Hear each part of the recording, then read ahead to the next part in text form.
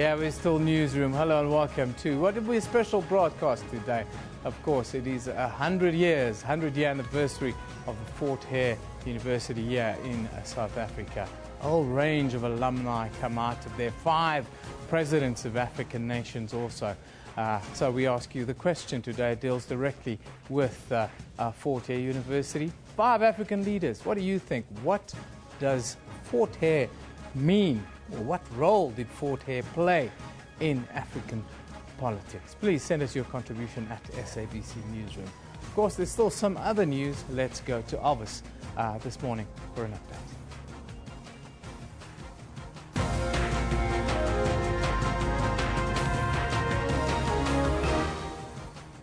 Thank you, Yeben, and let's take it right from the top. The University of Fort Hare Alice in the Eastern Cape marks the centenary of its founding today.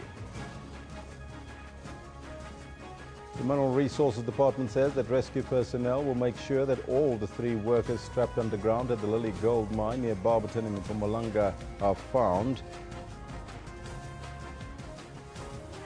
A non-governmental organization, Corruption Watch, has been granted leave to participate as a friend of the Constitutional Court in the Indaba saga case, which will be heard tomorrow.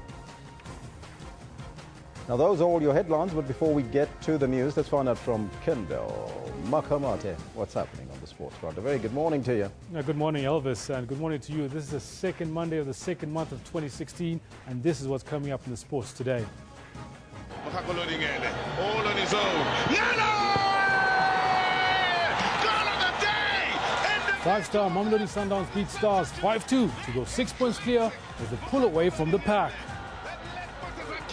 Now watch out for Elia Mersha cuts inside. Look at that, the shot's going on. What a goal! The Democratic Republic of Congo destroyed Mali by 3 goals to nil during CHAN 2016 in Kigali. And in 7th rugby, long-time rivals Fiji and New Zealand catch up to the Blitzbokker as the South Africans stumble to 4th place in Sydney. And going all the way! Sabanatha Rawata, superstar! Davies feeds, and Wales get a momentum again, and away comes Valentine. Defending 6 Nations champions, Ireland give up a 13-point lead to go 16-all with Wales. First try of this championship, and the gap on the scoreboard is closed. And that's what we've got for you in the sports. Be sure to stick around for that at 10:20. We do get to the sports. Back to you, Elvis. Thank you, Kendall. Top story this hour. The Mineral Resources Department says that rescue personnel will make sure that all 3 workers trapped underground at the Lily Gold Mine near Barberton and Mpumalanga are found. The mine management says they have received strong indication that the mine's rescue services teams are getting closer to where the 3 missing staff members are. Their families have gathered at the mine since the incident. The staff members are presumably caught in a steel container room that fell down the shaft and is now buried under tons of rubble. The search and rescue continues. We are flat out search and rescue. We've had a good day moving a lot of material underground. We are confident that we're continuing to move the material, and it's in this process that we still are confident that we're going to recover and find the container and the 3 workers that are trapped in the container. The container was a lamp room. It's filled of self-rescue equipment, the self-rescue equipment that all workers underground on mines in South Africa are required to have by law, and it was also filled with many, many lamps, again the same lamps that are required by law. So there is a lot of air in there. The 3 workers in the container are the very people who maintain and clean and keep those pieces of equipment running, and so they know how to use them, and they will understand what that is to them in terms of a life and death situation. So I'm very confident that they'll have the air and the light that they need. The non-governmental watchdog organization Corruption Watch says it is determined to ensure that President Jacob Zuma upholds the Public Protector Thuli Madonsela's Nkandla recommendations. The organization has been granted leave to participate as a friend of the Constitutional Court in the Nkandla saga case, which will be heard tomorrow.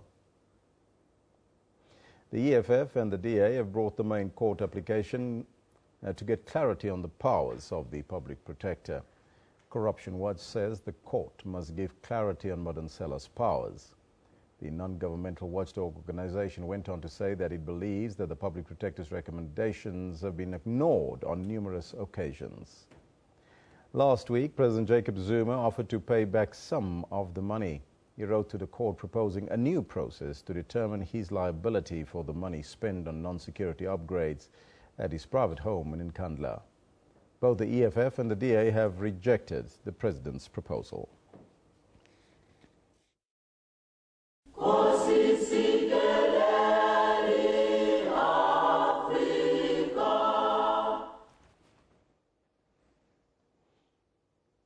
The University of Fort Hare in the Eastern Cape has reached a historical milestone as it celebrates its centenary today.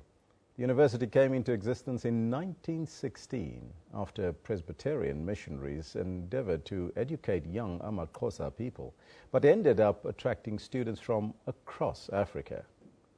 Operating under the slogan, "In your light, we shall see the light," the institution provided Africans, including many of the continent's most famous leaders, with world-class education. Fort Hare's Vice-Chancellor, Dr. Mvuyo Tom, says that the history of the institution speaks volumes. Let's now cross live to the celebrations, centenary celebrations, to our essay. In fact, before we get there, there's first a package that we'll play before we get to Alice in the Eastern Cape, where our SABC reporter is. But first, let's take a look.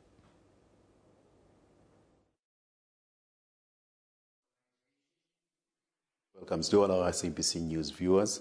We are coming to you live from Fort Hare University. We are at the Vice-Chancellor's office, to be exact, and it is a big month and a big year even for the University of Fort Hare as it celebrates 100 years of existence. And even more than that, it's 100 years of academic excellence. It was formed on the 8th of February. Back in 1916, it was named the South African Native College back then. And over the years, the university has produced a very high caliber of alumni. Among those, you've got to mention the names of the late, great Dr. Nelson Mandela, and of course, ANC's longest-serving president, Oliver Reginald Tambo. And of course, you've got to mention current president of Zimbabwe, Mr. Robert Mugabe. And right now, I do have a pleasure of being joined by a former student of this institution. He is now the Vice-Chancellor. His name is Dr. Mvuyo Tom. Doc, a very good morning to you and a warm welcome to this broadcast. First of all, congratulations, and tell us, how is the mood like among students and staff alike? Has it really sunk in that we are at this milestone right now? Good morning, Mr. Pikitup, and thank you very much for this opportunity, and welcome to the great University of Fort Hare. I think it's more than sunk in to the students and staff of the University of Fort Hare that this is a very great moment in the history of the University of Fort Hare. The vibe that we have seen, the excitement that we see amongst staff and students is such that one feels you are in a different world right now at the University of Fort Hare. All right, Doc, just give us a bit of a background of this institution. I understand that it has had to go through a number of changes. I mean, the apartheid government in 1948, and of course, the Bandustans in the late 80s, and the democratic dispensation in 1994. Those changes must have affected the university. Just a bit of a background on that. The rest of that trajectory of the university, I always divide into three phases. The phase before 1959, the phase between 1960 and 1990, and the phase from 1990 to now. 1990 to now basically is when the liberation movements were unbanned in South Africa. The University of Fort Hare, having played that great role in the liberation struggle, had to change, go into a transition as well, just like the country, and go into a democratic mode. Between 1959 and 1990, it was all apartheid. So that history has got its own challenges and its own moments when most of the students were at the University of Fort Hare under protest, so to say. And then the history between 1916 and 1959, which is usually called the golden years of the University of Fort Hare. Looking at some of the names who have gone through this university, names that have been pounded about, you see a lot of men being mentioned there. Were there perhaps any women that are worth mentioning that have been through this university? The first woman graduate of the University of Fort Hare was Gertrude Ntlabati, One of the residences at the university is named after her. And then came another wave of women over time. If you look at the wife of A.C. Jordan, the mother to Paulo Jordan, Mrs. Phyllis Ndandala Jordan, who was amongst the group of the 1930s. She's the only one living in that group of the 1930s. And unfortunately, also, we couldn't get her. She's apparently in Michigan State, in the States. So people like that were graduating from this university. Ivy Matsepe Kasaburi came from this university as well. Mantu Chabalala studied at the University of Fort Hare. And she became a prominent liberation fighter for South Africa. And you then move to the 60s and 70s. There are many other women who came from this university, either in liberation struggles or in the academic spheres. Right now, we've got a vice-chancellor, the first vice-chancellor of Mpumalanga, Professor Togo Mayegiso, comes from the University of Fort Hare. You go to the commercial sector, you go to other areas, you will find people like Tenjwe Mtinso, who became a freedom charter in the MK, a freedom fighter in MK, came from the University of Fort Hare. So there are many in business and in other areas that are products of the University of Fort Hare. It's true that most of the time we focus on men, and that's a mistake that we should rectify, especially at this time of our centenary. Looking ahead to the next 100 years, I mean, there's a lot to celebrate over the past 100 years, and looking forward to the future, perhaps the next 100 years, what can we expect from this institution? We still want to have a serious footprint in Africa. We have not less than 10 countries represented at the University of Fort Hare in terms of the African continent. People like Sobukwe did mention that the University of Fort Hare should be that space which is for African development. And therefore, we still need to play that role, making sure that we are the premier university in Africa. And every African has got a yearning to be at Fort Hare. So that's part of the next 100 years that we must deal with, breaking through and not become what has been up to now a historically disadvantaged institution, but a very sustainable premier African university. Doc, let's thank you very much for your time and for availing yourself to speak to us. It's been a great pleasure working with you. Thank you very much, sir. And all the best for the next 100 years. Thank you very much. Yes. Well, that was the Vice-Chancellor of Fort Hare University, Dr. Mfuyo Tom. Well, you've heard it for yourselves, ladies and gentlemen. And with that, allow us to wrap and hand back to you guys in Auckland Park. Oh, thank you so much. A wonderful package there. Now, as you know, the University of Fort Hare in the Eastern Cape has now reached a very historical milestone as it celebrates its centenary today. Now, that was Fort Hare's Vice-Chancellor there, Dr. Vuyon Tom, saying that the history of the institution speaks volumes. Let's now cross live to the centenary celebrations to our SABC reporter Zumkita Mkinana at Fort Hare in Alice to set the scene for us there. A very good morning to you, Zumkita. And can you paint us a picture of what is currently happening there? A very good morning and a warm welcome to Fort Hare University here in Alice in the Eastern Cape. We're coming to you live from the Sports Complex Hall here, where 5,500 guests are expected to converge here for the ZK Matthews lecture that will take place later today. That lecture will be delivered by Dr. Mangosuthu Buthelezi, who is one of the great alumni of this institution. He also studied here. He is one of the few surviving students of ZK Matthews, because ZK Matthews did not only study at this institution but taught at this institution to plow back whatever that he managed to learn throughout his studies here. A lot of people, a lot of great leaders that we see that were here in Fort Hare are leading African countries today, and Fort Hare is very excited to have reached this milestone of 100 years of celebration. It's a day of excitement here. We've seen a few people coming in, taking their seats, waiting for the great moment. But we are told that this is just the beginning. The main celebrations will take place on the 20th of May when the president of the country, Mr. Jacob Zuma, will come here to deliver a speech and a way forward for Fort Hare University. Just give us a rundown of the program and the planned activities on campus today there, Zumkita. There will be, it's the memorial lecture for ZK Matthews, just to talk about the values and what he stood for and what he planted into this institution that was able to be used over the 100 years. And also we see students and former students making their way into this university. We all know that, Elvis, tertiary institutions are here to provide solutions to social problems. And now the people that will be gathered here will try to map a way together of how best can they map those solutions going forward. After the memorial lecture, we're also going to see a gala dinner this evening, also taking place here at Fort Hare. Just a few delegates will be meeting there. As I'm saying that they are happy of the 100 years that they've managed to get through, but want to plan a way forward for another 100 years of excellence. What time is the celebrations about to kick off?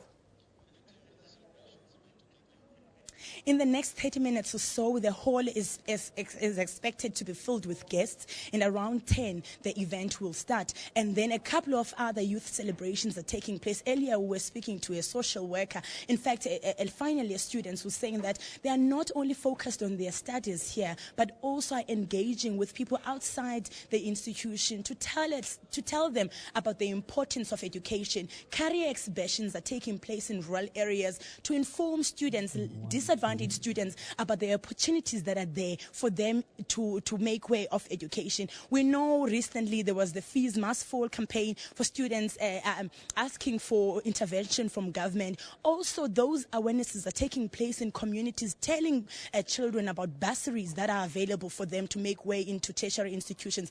Everyone at this point, with this great milestone that Fort Hare University has achieved, is being encouraged that after matric, please go to a tertiary institution. That's the message that Fort Hare is spreading throughout its celebrations, that even if you are disadvantaged, even if you come from a poor background, that should not hinder you, because education is the key to success. So they're going out motivating young children to participate in education so that they can unlock poverty in their society and for the African countries as well. Wonderful. Zumkita, we'll be coming back to you a little bit later as the celebrations continue there to give us an update. That's our reporter, Zumkita Mkanana, in Fort Hare. It's over to you, Yeben. Thank you, and good morning once again. If you've just joined us now. Originally called the South African Native College during the colonial and apartheid years here in South Africa, the University of Fort Hare built a reputation of producing great African leaders. This happened through the midst of a system of segregation that sought to undermine and dehumanize all black people. Some of the students at the institution remained resolute in their struggle to fight against apartheid and for accessible higher education for all. Now, for more on the University of Fort Hare, before the democratic era, we're joined by one of the institution's alumni, also the current Vice-Chancellor at the University of South Africa, Professor Mandla Makanya. Very good morning to you, Professor, and thank you for joining us. Good morning. Thank you so much for having me here this morning. An alumni at an institution that today marks 100 years. Just tell us, Professor, how do you reflect on this? Well, it's an interesting one, honestly, because, Fort Hare has meant a lot for us as Africans. I think the very fact that many of our leaders had studied, through Fort Hare, that itself, had a huge impact, across this country, as well as beyond the borders of this country. Fort Hare was known virtually everywhere. So I can tell you now that as young people, we were all aspiring to be Fort Hareans one day. So it was not accidental that one ended up there as a student.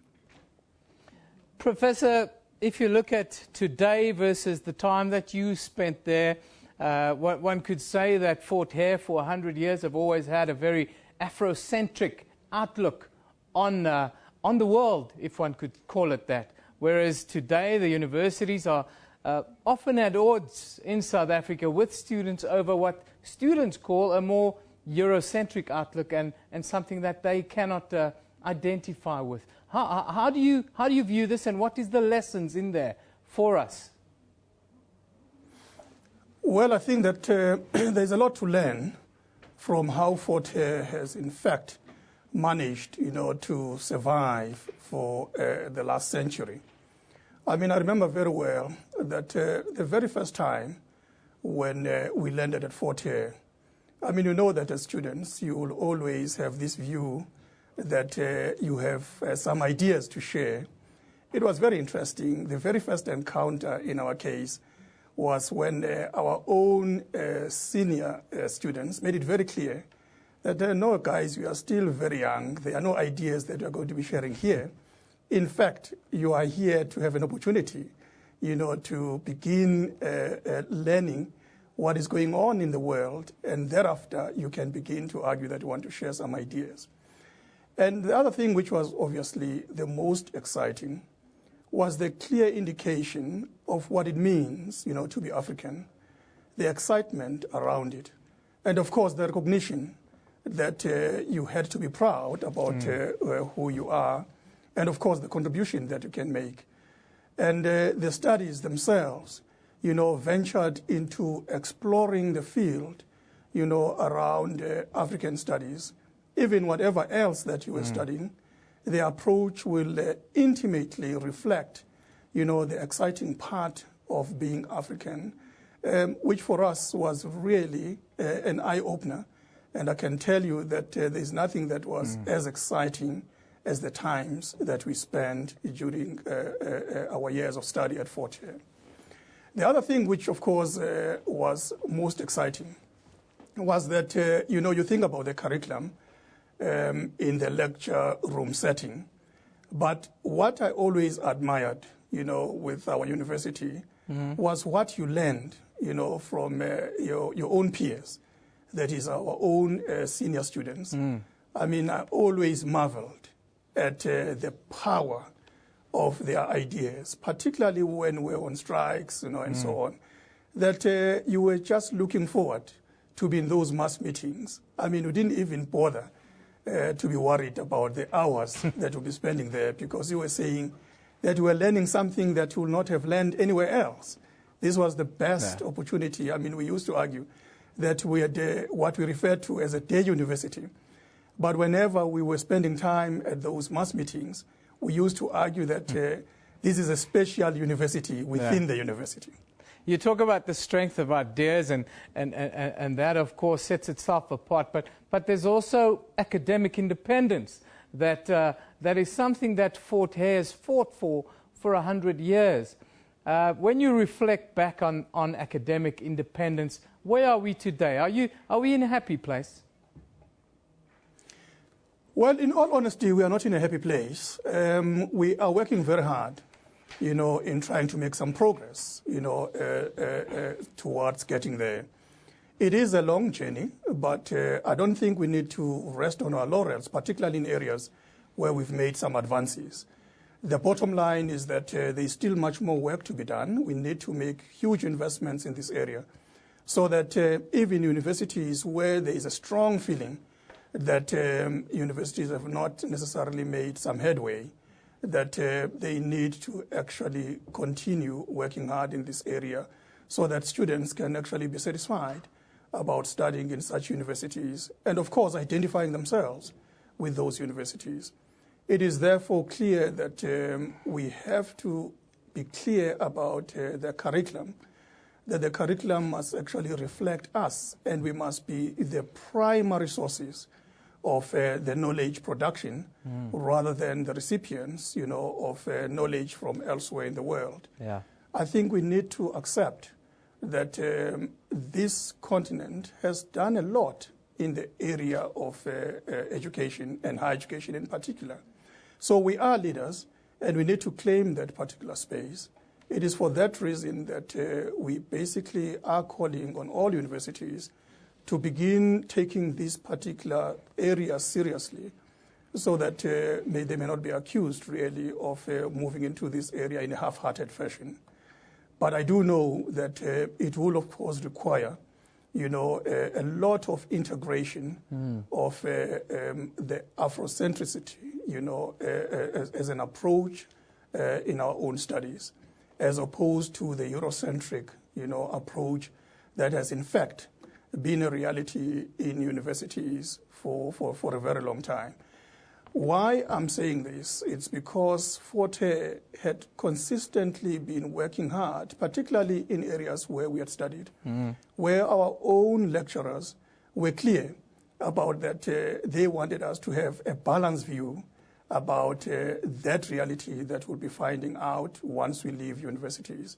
So it was not a surprise to us that having completed our studies at Fort Hare, in other walks of life, we didn't find ourselves, as aliens or strangers, but we found that whatever experiences that were there are things that we had already been grounded on.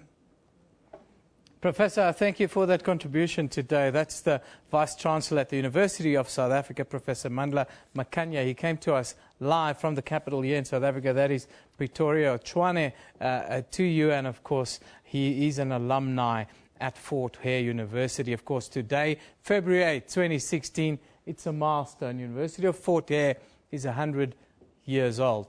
Well, today the institution is celebrating its anniversary in the town of Alice in the Eastern Cape.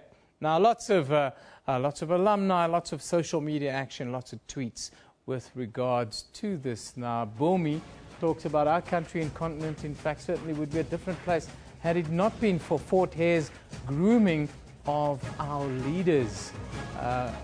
Major General says, with such significant and rich history, why is it Fort Hare is being neglected? Asked them. Then Marang says, happy 100th birthday to Fort Hare University.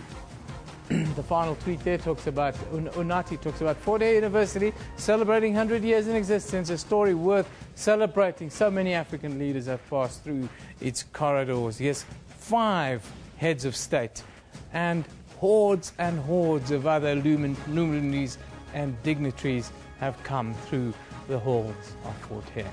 Now, let's take a quick look at the front pages from around the world. We'll start in Europe, where the Times report the health services regulator has uncovered that doctors and nurses are exploiting a staffing crisis in the National Health Services by ringing exorbitant fees for agency shifts out of desperate hospitals. Then in Iran, the Tehran Times says a 310-strong Italian delegation will arrive in Tehran today to explore new business opportunities in Iran now that its sanctions are being lifted against the Republic. Finally, in the United Kingdom, the Independent says the launch of a long-range rocket by North Korea has heightened tensions in Northeast Asia and pushed South Korea and the US into talks on the deployment of a controversial high-altitude missile defense system that China and Russia both bitterly oppose. Now let's take a quick look at what's happening in the courts here in South Africa today. Here we'll start in Cape Town, where the hearing by the Health Professionals Council of South Africa against Professor Tim Noakes is expected to continue or to reconvene today. A complaint was lodged by the former president of the Association for Dietetics in South Africa following a tweet from Noakes that told her mother to wean her baby onto a low-carb and high-fat diet. Then here in Johannesburg, the bail application of a third man arrested in connection with the Rhodes Park double murder and gang rape is expected to continue in the Magistrates Court. Then in Lesotho, the High Court there is expected to rule on the findings of the SADC Commission of Inquiry that investigated the insecurity and death of former Army Commander Maparankwe Mahao in Lesotho. Time now for us to take a break. When we come back, we'll pick up the baton at Fort Hare University. Don't go away.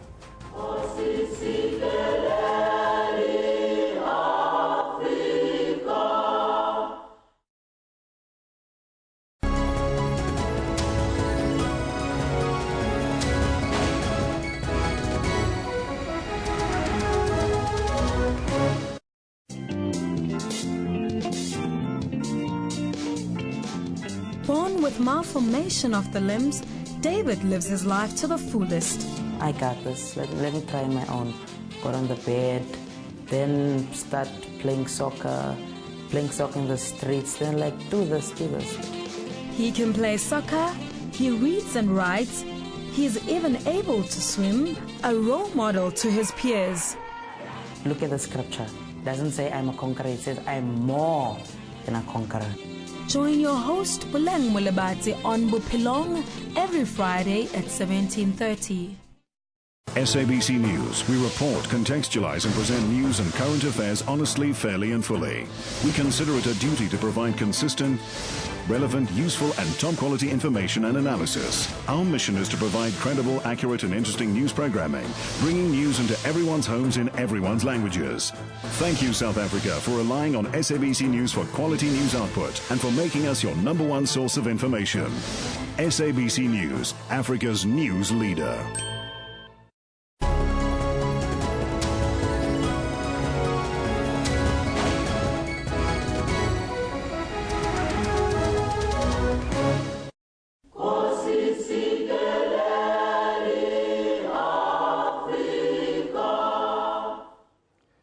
The University of Fort Hare is celebrating 100 years today. It was known for being more radically inclusive and produce Sub-Saharan's most influential leaders.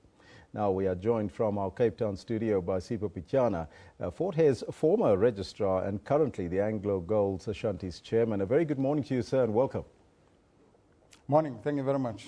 Now, looking back, what was the institution's mandate to you back then when you joined? Well, remember that we were at the university as the first black leadership, and therefore expectations were that we would drive the transformation of the university after having been an independent university when it started as a college of the University of South Africa. And during 1948, when apartheid came in, it became marginalized as part of the Bantu Education Project. So we were charged with the responsibility to navigate it out of a narrative that was about apartheid and marginalization and all of that to asserting a new transformed university that will form part of a post-apartheid agenda. Was that a tough challenge to do? It was a tough challenge, and I hear a lot of romanticization of the institution and celebration of the leaders it produced. And all of that. But I think that a more important focus of the conversation around Fort Hare is how a dream of a university that really becomes an articulation of an African agenda has been sidelined and marginalized, largely because it hasn't been embraced as part of a broader public policy on higher education. Now Fort Hare, for all intents and purposes, is a home of the African underclass, if you like. So if you can't make your way to any of the major higher educational institutions, then you find your way to institutions like Fort Hare because they are under-resourced, they are marginalized. The transformation agenda that we initiated we have not been able to pursue because those things need resources. Mm-hmm. Now, how is it and how come the university, as you put it, become the university for the underclass? Is it just because of shortage of funds? Well, let's look at what we tried to do when we were there. We had to make sure that we live up to its legacy of being a Pan-African institution. So one of the things that we had to do was to recruit African academia from the diaspora to make sure that Fort Hare in its academic composition is made up of Africans from different parts of the continent and also from other parts of the world, so that they begin to tamper with the curriculum, the approach of delivery of lectures, the research agenda and all of that, indeed to decolonize, if you like, the education and curriculum of the institution. And in large measure, we succeeded in doing that because we managed to attract a great deal of donor funding. But once South Africa became free, there was an assumption that that agenda would be embraced by government, and that government would provide kind of funding that we saw being provided to the likes of Stellenbosch, University of Free State, Rau University, and others. And of course, that was never to be. The other aspect is that we had to broaden, in terms of our admissions policy, we had to address the issue of access. So indeed, part of the agenda was to make sure that students from poor communities found a home at the University of Fort Hare, but indeed to make sure that the university in its composition would be quite diverse and multi-class, but largely Pan-Africanist in its perspective. And that has happened in some measure. And also, you will see that there's a great deal of students from Zimbabwe, places like Zimbabwe and other neighboring countries. But the idea was always to broaden the student intake to ensure that the student and academic makeup of the university reflects what we were about. Embracing the Pan-African agenda, is that perhaps the hamstring of the institution, you think? Well, part of decolonization of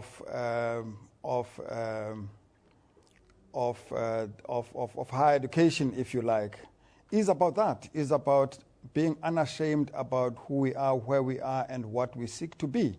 We are Africans. We are an higher educational institution in Africa. South Africa is part of the African continent. We have produced African leaders who pursued the agenda for African liberation. And it would be anomalous for an institution like the University of Fort Hare to not reflect that in the way in which it delivers its academic programs. The research program and priorities that it articulates should reflect what we understand to be the needs of the African continent, to lift it from where it is to be one of the leading economies, one of the leading places for literature and culture, etc., in the world, and celebrated for those things. And scholarship plays a very important part in doing that. Mm-hmm. Now, to be able to achieve those things, you need resources. And the University of Fort Hare has great ideas, fantastic ideas, but it can't be driven on the back of a fundraising agenda from donors. Government has to put money where its mouth is and provide significant resources behind that agenda. And that's exactly what has not happened. Mm-hmm. Just briefly, Mr. Pikitup, what do you think needs to happen in order to inspire young minds to make sure that Fort Hare's legacy is kept alive? I think that we need to pursue that agenda. It's all very well for us to look at the list of its alumni and see how and what they represent. The agenda and the programs of the university have got to speak to that. To the extent that they don't, it is a betrayal of that dream. Indeed, one of the reasons why the University of Fort Hare was established by missionaries, by the way, was to exactly confront the notion that black people were destined for the margins of society and have to be thrust at the center of transformation, not only of South Africa, but of the world. And we now have people who played that role because they understood that mission. So the extent to which Fort Hare is able to play that role and be a significant Pan-African institution, and indeed an internationally celebrated center of excellence in academia, it requires resources. So young people have to claim that space, but they also have to be protective of the gains that have been made in the past. I understand in a lot of instances why the frustration often boils over into anger and venting out that often comes in unacceptable levels of violence. We have to preserve the little that Fort Hare has worked hard to build over the years, and we have to seek resources wherever we are. The young alumni that has since joined corporates and government and all of that have to loyally contribute to ensure that that university is developed. Mr. Pikitup, thank you so much for your time. Thank you very much. That was Sipho Pikitup, the Fort Hare's former registrar and currently the Anglo Golds Ashanti chairman, joining us, and his thoughts on the matter. Yevon. Yeah, there's also other news, of course, happening today. The African mining Indaba kicks off in the mother city, that's Cape Town, amid a global slowing down of the economic climate and declining commodity prices. So lots of people a little bit nervous, expecting some outcomes at the mining Indaba this week. We'll be there live over the next couple of days to keep you posted as to what's happening. But let's have a look at what are some of the concerns Barry talks about. Looking forward to the first day at the mining Indaba, reporting on anything of interest to mineral processors for next week's report on the MEIO online, he says. Then Mining Works. Mining Mix talks about 6,000 people at this year's mining Indaba in Cape Town. That's 700 less than last year, but hopefully still the right people. Then Herman Erdmann talks about the mining Indaba aims to share insights into how the mining sector can drive investment and capitalize available opportunities in Africa. Then the road agency says we encourage more mines and other businesses operating in Limpopo to be part of our delivery programs. That's from the road agency. Of course, the mining Indaba will be on for the next couple of days in Cape Town. We'll be live there later in the day to give you an update. Also, we will be there over the next couple of days. But today we're looking at University of Fort Hare. February 8th, 100 years. 1916 to 2016. After a short break, we'll continue. Don't go away.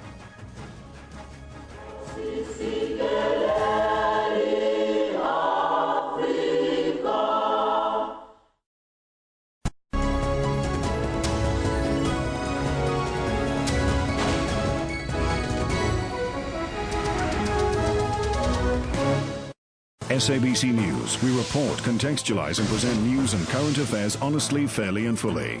We consider it a duty to provide consistent, relevant, useful and top-quality information and analysis. Our mission is to provide credible, accurate and interesting news programming, bringing news into everyone's homes in everyone's languages. Thank you, South Africa, for relying on SABC News for quality news output and for making us your #1 source of information. SABC News, Africa's news leader.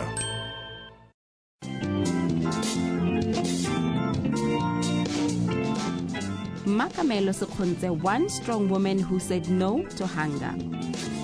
She never allowed circumstances to pull her down. At daybreak, she is up and running in the streets of Johannesburg to make her living. After 12 hours of hard work, she goes back home being able to put food on the table. Join me, Bule Molebatsi, on your show about those who take on and conquer life challenges every Saturday at 5:30.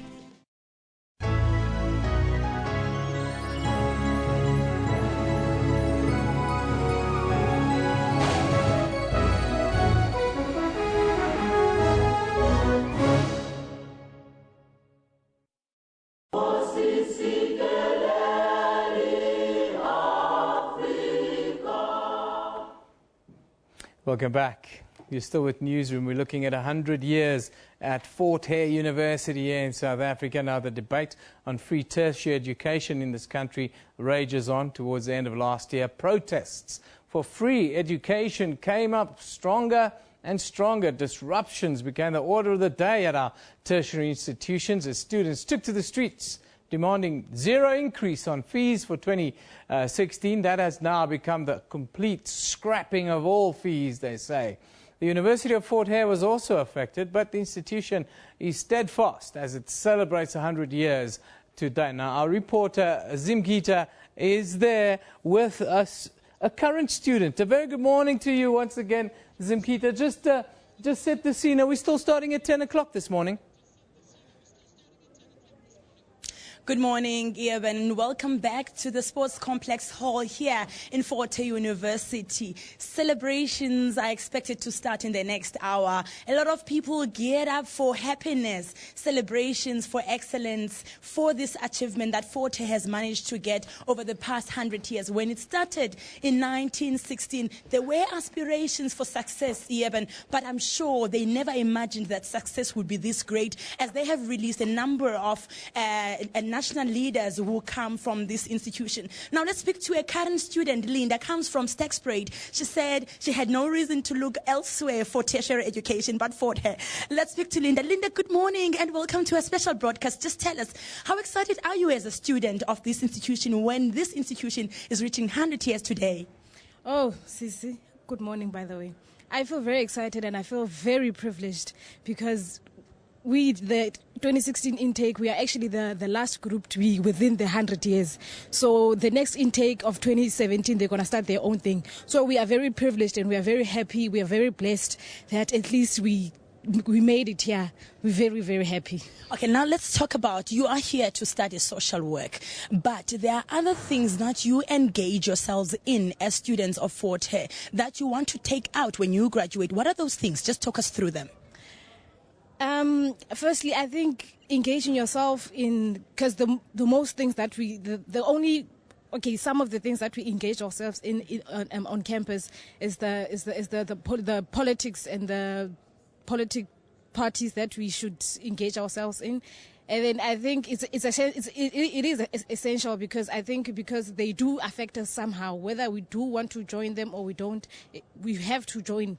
We have to know about politics because they do affect us, even if we have graduated and we on the outside world, they do affect us. So we engage ourselves in politics. Okay, thank you very much for your time. Congratulations to Fort Hare and yourself for being amongst the people that will be under 100 years of Fort Hare's existence. Well, politics is still the language here at Fort Hare University, as we know that most of the African leaders that were here were not only focusing on their study, but also on political issues, because it said that tertiary institutions are here to solve or rather to bring solutions to social problems. So this is the reason why they feel it is imperative for them to participate in politics and know what's going on. Well, Dr. Mangosuthu Buthelezi, the leader of IFP, was also a student here. He was one of ZK Matthews' students, because ZK Matthews was a student here. After his graduation, he studied elsewhere but came back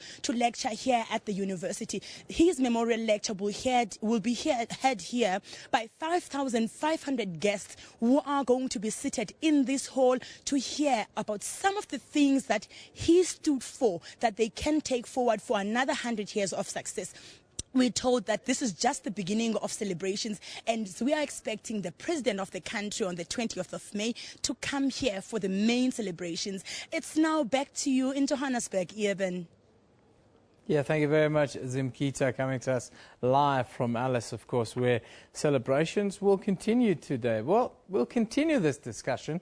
Don't forget our question. How do you view the role that Fort Hare played in African politics? Now, I can tell you we've got another University of Fort Hare alumni who studied, at an interesting time in the mid to late 90s. He's in our Cape Town studio. He's now Corporate Affairs Manager at Philip Morris International. Lubabalo Stemele. Very good morning to you, Lubabalo. Thanks for joining us. Thank you very much for the invite to your students. Now, how do you reflect? Tell us, no, don't reflect. Tell us about the time that you were there. It must have been an exciting time at Fort Hare, just post-democracy, post-freedom. What were the things that stood out for you then and when you look back at it now? Well, the interesting part is that, the struggles that we faced at the time are not different to the struggles that are faced by the students currently in that institution. Remember, the institution carries also, the legacy of being one of the, historical disadvantaged institutions. As a result of that, you'll find issues that are common issues of access to education because of funding, which at times has spun over centuries and over years. But again, the other interesting part was the nearly closure of Fort Hare when Minister Kara Asmal was still the Minister of Education, after the recommendations that were set up on the reconfigurations of the institutions of higher learning in South Africa. And one of the things that saw the first unity across the student political formations, between the students and the management, something that is not common. It was when we're fighting for the survival of the institution. And today, we're happy to say that Because of that particular struggle, we are here and celebrating the centenary and 100 years of Forte's establishment. As an alumni, and knowing what you know now and seeing what you see at our institutions in South Africa, is it time for our institutions of higher learning to accept that a more Afrocentric approach like we have at Fort Hare is necessary in order to truly tell the African and South African story? With all the challenges that Africa faces, it needs more institutions like the University of Fort Hare. The institutions that are able to look, or that would be able to develop solutions for the African problems. Institutions that can be able to be the resource in coming up with all the problems, be it socio-political problems and economic problems that we are facing in Africa today. They need institutions, more institutions like Fort Hare, but more funded institutions. Not just institutions like Fort Hare in the outlook, but in all aspects, including the funding, needs to be put more on such institutions. Now, you're a man that understands money, being the corporate affairs manager at a massive business. How are we going to raise the money for these types of institutions? How are we going to make sure that we get money to fund these projects? Well, there are different ways where money can be raised. You know, we've got taxes in this country. We can have a certain portion of our taxes being the money that is solely dedicated to more funding higher education. That is another one. But the second one, the certain expenditure that we see government using can be redirected to the institutions of higher learning. But again, the third issue that always come in, especially in our own institutions and institutions like the University of Fort Hare, is the issue of governance. Because you cannot give money to people that cannot account. We need also to look at how do we ensure we strengthen governance, and also we create more transparent system where people are able to see that whatever that is being directed or redirected to these institutions is being accounted for to the last cent, which is something that at times our institutions are struggling with. As an alumni, let's go back to Fort Hare only. As an alumni of the institution, how do we continue the legacy? How do we restore the pride, if needs be, at such an institution? Well, I was fortunate that when I first came to Fort Hare was at the brink of its closure. But we came up with different programs to ensure that Fort Hare is being rebranded as the new university, is being repositioned as the university of choice for all the students that are moving out of the high school. But coming to your question, what needs to be done, we need to ensure that we reposition University of Fort Hare to make it relevant, to ensure that we rebrand it, because now it's known as the university that has always having problems. We need to reverse that and make sure that the University of Fort Hare is seen as a whole new university in governance, in academic programs, and it is responsive to the actual needs of not only the Alice community, but of the general South Africans and the Africans in the diaspora. But having said that, also there is another thing that Fort Hare, I think, needs to relook at it and try to ensure that it realigns itself with the communities that it lives within it. There is one thing that we used to say when we were still students, is that we cannot continue to be the island in the ocean that is called Alice. What Fort Hare has done, because one of the alumni of the University of Fort Hare, Robert Sobukwe, once said, addressing the graduation class, said that Fort Hare should be what Stellenbosch is to the Afrikaner community, and Fort Hare has not lived to that. Fort Hare needs to try to refine and regain its position in the society at large. How do we do that? How do we ensure that? How do we come together to make that happen?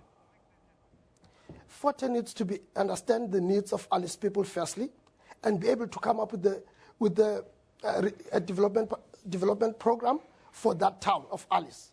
The second thing is that, yes, alumni will be committed, but also government needs to ensure that it puts more funding on Fort Hare, and then we're able now to push and redirect. Fort Hare should be able to play a research program in terms of how can we develop Alice to be some of the second hub of economic development, and in terms of trying to also reposition your entire areas that are outlying outside Alice in terms of coming up and be strong in agriculture. We had the agriculture, we had the farm, and for the Forte farm.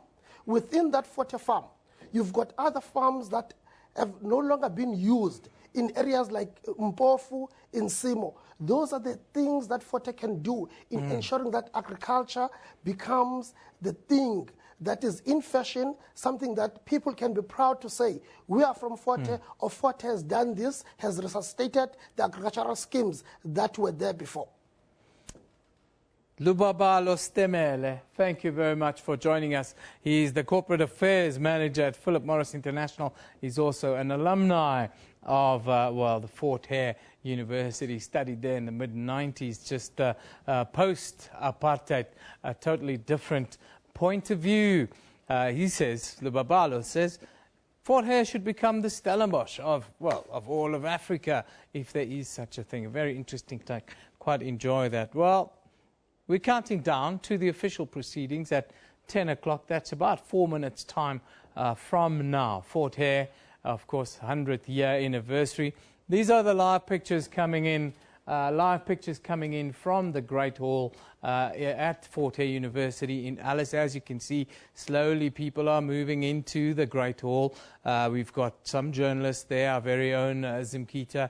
There you can see her in the foreground. There's a red carpet rolled out, of course, today. One of the great alumni from Fort Hare University, of course, is Mangasutu Buthelezi. He will deliver the keynote address. Expect that address to be, I think it should be around 11 a.m. this morning. It will be very interesting what one would think a great statesman like Mangasutu Buthelezi would have to say at this 100th year anniversary. Of course, we ask you the question, where is the place for Fort Hare in African politics? Send us your comments at SABC Newsroom. That's where we would like you to interact with us. We're counting down. Don't go away. We'll be back with the official program at the 100th year anniversary celebrations of Fort Hare University in Alice in the Eastern Cape shortly. See you then.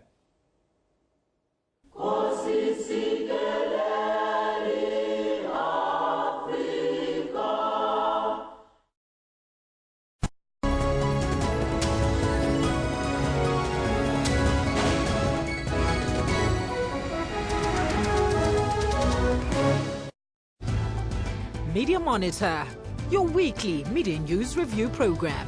It was squashed some few months back, but obviously this is something that is going to hang around Pravin until it is actually dealt with. If he didn't know, then he wasn't doing his job. In it, she described how the man's hair was frozen, although the man has no hair. Is anybody volunteering to go to jail for him? That is not how the law works.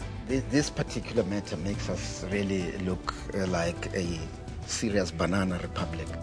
Unpacking headlines and giving analysis on topical issues. Sundays at 9 a.m. only on the SABC News channel.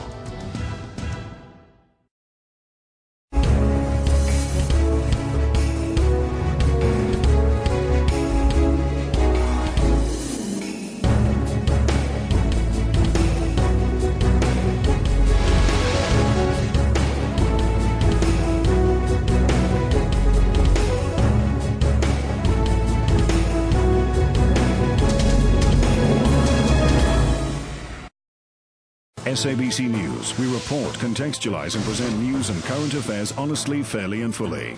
We consider it a duty to provide consistent, relevant, useful, and top-quality information and analysis. Our mission is to provide credible, accurate, and interesting news programming, bringing news into everyone's homes in everyone's languages. Thank you, South Africa, for relying on SABC News for quality news output and for making us your #1 source of information. SABC News, Africa's news leader.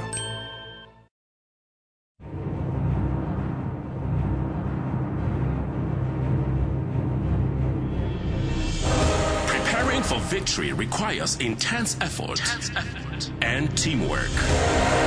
When you get to it, there is no turning back, because all eyes are on you. When it's action time, nothing should stand in your way. Sports Live tackles and analyzes all the sport action. This is the home of all your sport news, updates and more. Sports Live weekdays at 8:30 p.m.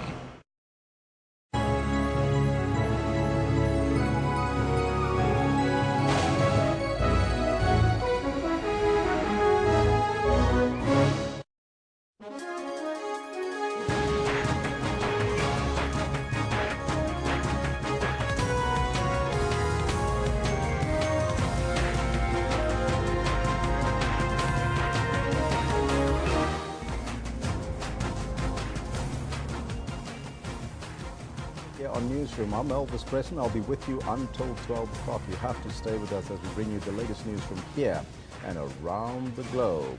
Now, let's take a quick look at our question for the day that we're posing to you. Remember, the University of Fort Hare in Alice in the Eastern Cape is celebrating its 100th year anniversary, and we're asking you, how do you view the role that Fort Hare played in African politics on the continent? That's our question to you this morning. You can let us know what's on your mind on the Twitter handle at the SABC Newsroom. You can also like us on the Facebook page. If you like us there, you become part and parcel of this growing family. But first, let's take a look at all your headlines.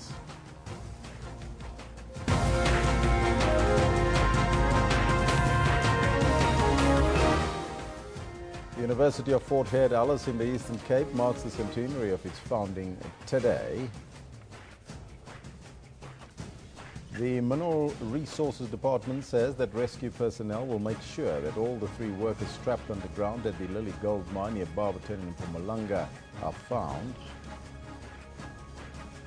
And NGO Corruption Watch has been granted leave to participate as a friend of the Constitutional Court in the Nkandla Saga case, which will be heard tomorrow. Now, those are all your headlines, but before we get to the news, let's find out from Kendall Makanya what's happening on the sports front. Very good morning. Good morning, Elvis. It's a very big Monday morning, the second Monday of the second month of 2016. Good morning to you. This is what we've got for you in the sports later on. All on his own. Five-star Mamelodi Sundowns beat Stars 5-2 to go 6 points clear as a pull away from the pack. Now watch out for Ilya Mershak. Mershak cuts inside. Look at that, the shot screamer. What a goal! The DRC destroy Mali by 3-0 to win CHAN 2016 in Kigali. And in Sevens rugby, long-time rivals Fiji and New Zealand catch up to the Blitzbokke as the South Africans stumble to 4th place in Sydney.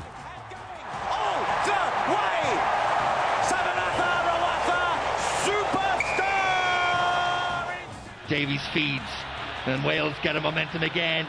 And defending Six Nations champions Ireland give up a 13-point lead to draw 16-all with Wales.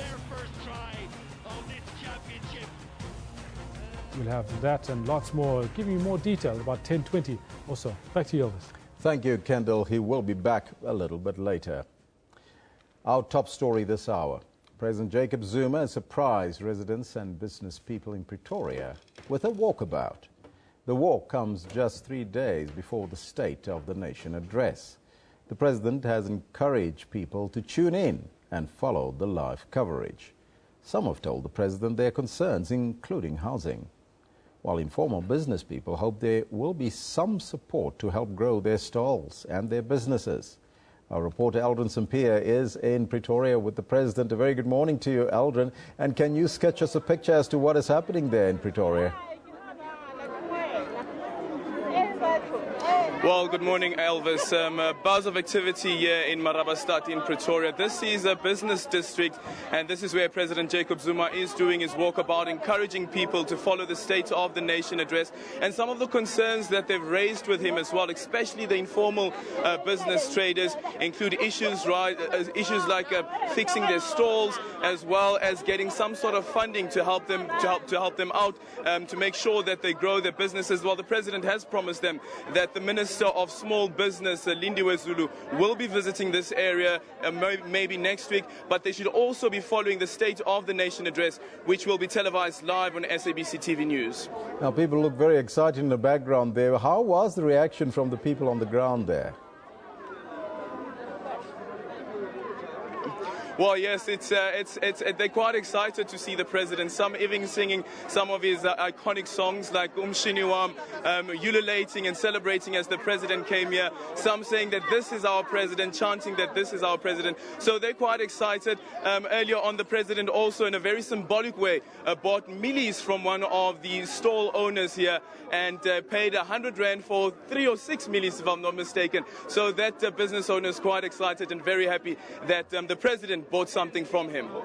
Well, what do you make of the president's timing just before the State of the Nation address in order to get into the streets and to the people, really, to talk to them about the broadcast?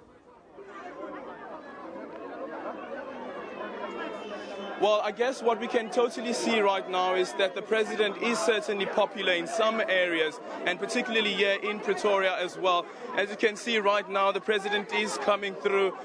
He seems quite upbeat, probably unwavered or unfazed about threats coming from the EFF that they will disrupt the State of the Nation address when the president is expected to deliver the State of the Nation address. Remember that the EFF said that they want the president to address or explain why he fired in Nhlanhla. If he does not do that, they will disrupt the State of the Nation address. Well, we hope to speak to the president probably later on, and he'll probably tell us where he stands with regards to that issue. So where to from here? Is he going to stay in Marabastad or is he moving further afield?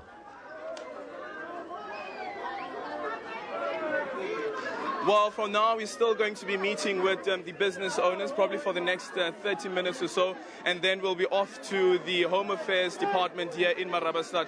We know how populated that area is and where most refugees go and seek their asylum papers and so forth. So the president will be heading to Marabastad at the Home Affairs Department, and he'll be speaking and interacting with some of the foreign nationals who always populate that area right outside the Home Affairs Department.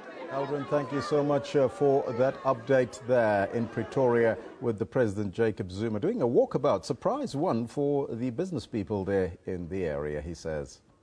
Moving on now, the Mineral Resources Department says that rescue personnel will make sure that all the 3 workers trapped underground at the Lily Gold mine near Barberton in Mpumalanga are found.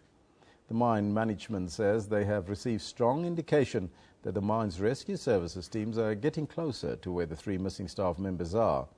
Their families have gathered at the mine since the incident. Staff members are presumably caught in a steel container room that fell down the shaft and is now buried under tons of rubble.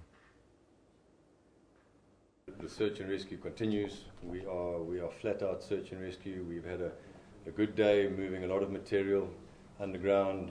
We are confident that we're continuing to move the material, and it's in this process that we still are confident that we're going to recover and find the container and the 3 workers that are trapped in the container. The container was a lamp room. It's filled of self-rescue equipment, the self-rescue equipment that all workers underground on mines in South Africa are required to have by law, and it is also filled with many, many lamps, again the same lamps that are required by law. So there is a lot of air in there. The 3 workers in the container are the very people who maintain and clean and keep those pieces of equipment running, and so they know how to use them, and they will understand what that is to them in terms of a life and death situation. So I'm very confident that they'll have the air and the light that they need.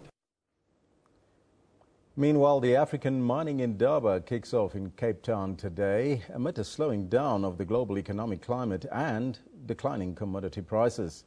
Now, it brings together high-profile mining, investment and government executives from all over the world to discuss a plethora of challenges that are facing the mining industry.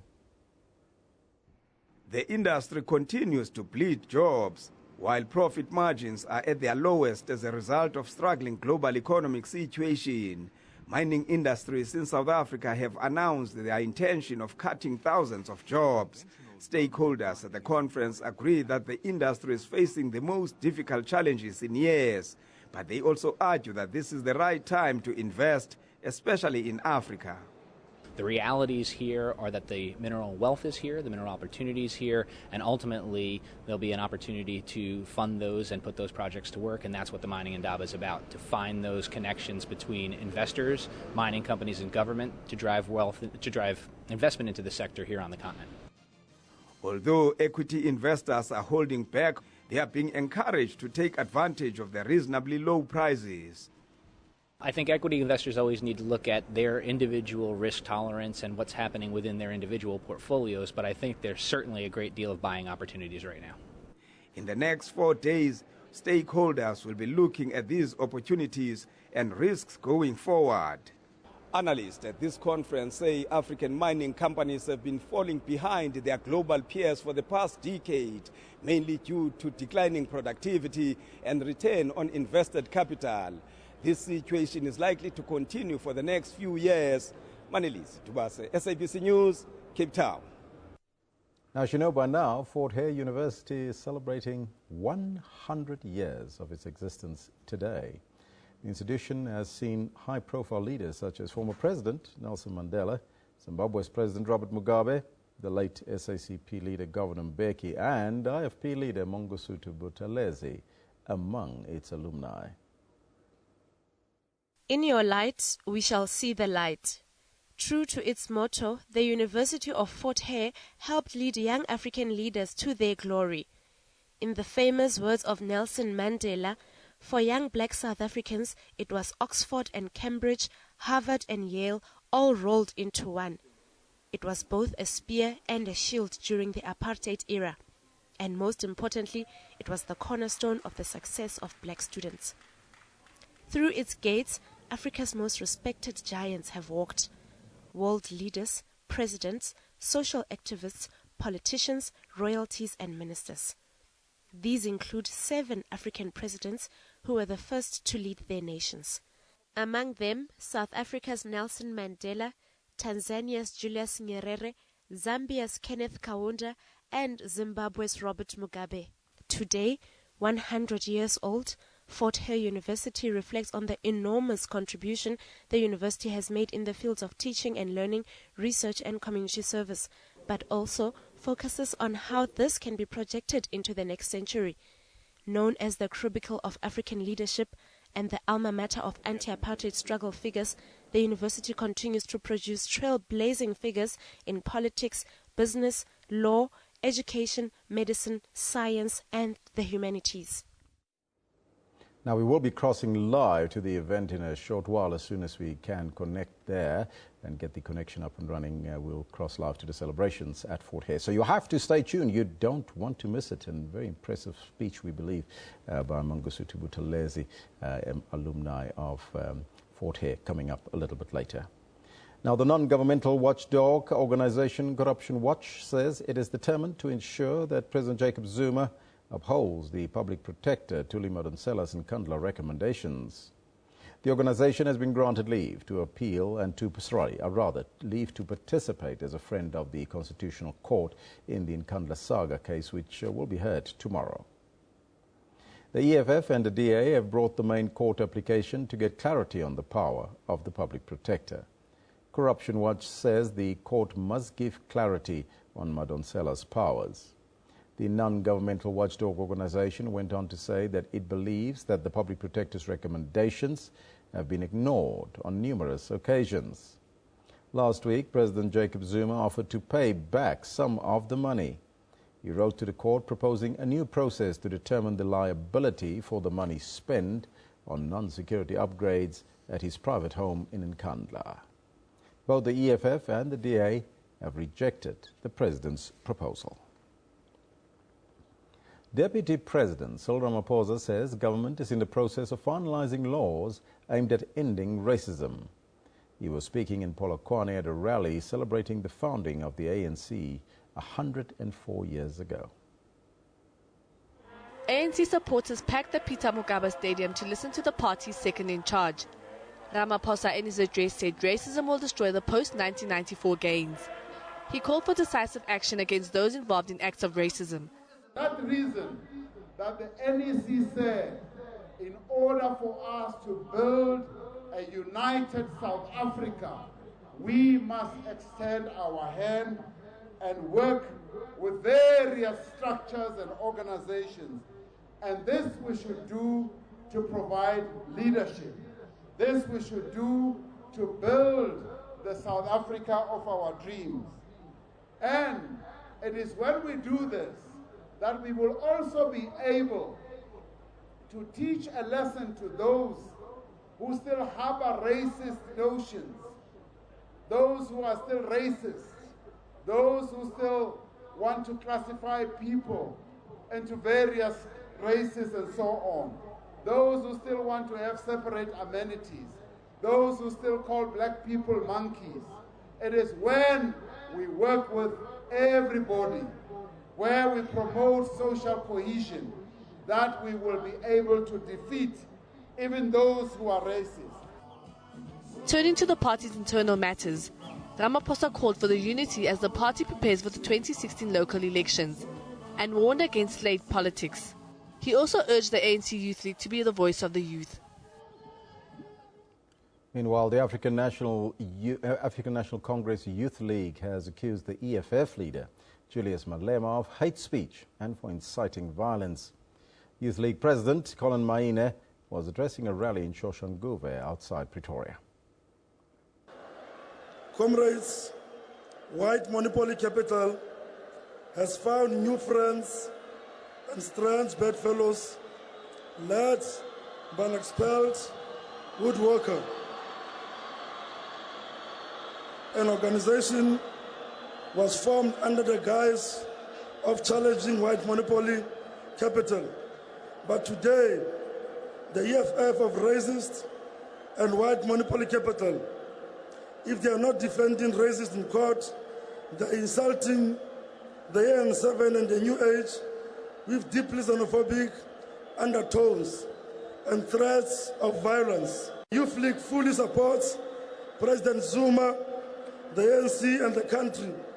Anyone who wants Zuma must fall will fall themselves. The showdown is looming between Johannesburg waste management company Pikitup and the South African Municipal Workers Union SAMWU. Pikitup is expected to apply for a court interdict today over what it says is an illegal strike by union members. All 11 of its depots were shut for 2 days last week after over 3,000 workers downed tools in protest over a disciplinary hearing facing 6 shop stewards. This is what Pikitup says it wants to avoid. On Thursday and Friday, thousands of workers brought these trucks to a halt. They took to the street, protesting against the disciplinary hearing of 6 SAMWU members who allegedly disrupted interviews for new Pikitup posts and demanded that their members be given preference. Once we have secured an interdict, if there continues to be, people ignore and defy the interdict, then we're clearly going to have to take action. We were never on strike. We went to support our leadership at the hearing. Let them go to court. They have money. Instead of paying workers, they are wasting money. SAMWU leadership has lambasted Pikitup's hasty move to court. And it also denies that its members were on strike. We have asked members to come and witness in the case. So if Pikitup views that as a protest or as a strike, then it's up to them. We really cannot speak on that. But we have never served Pikitup with a strike notice. Therefore, our members, as far as we're concerned, they are not on strike. It says for now, downing tools is off the cards. So it seems the bins will be collected and the streets will remain clean, at least for now. Well, SAMWU says it will decide on what action to take when the disciplinary hearing resumes later this month. Criselda Lewis, SABC News in Johannesburg. President Jacob Zuma has been named as one of the 5 African Union leaders who will form a high-level delegation to visit Burundi to try to persuade it to accept an AU peacekeeping mission.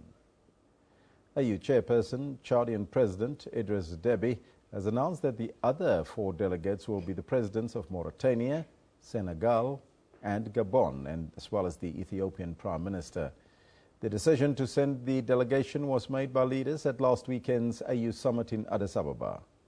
The proposal to send 5,000 peacekeepers to quell the violence in Burundi was made by the AU Peace and Security Council in December.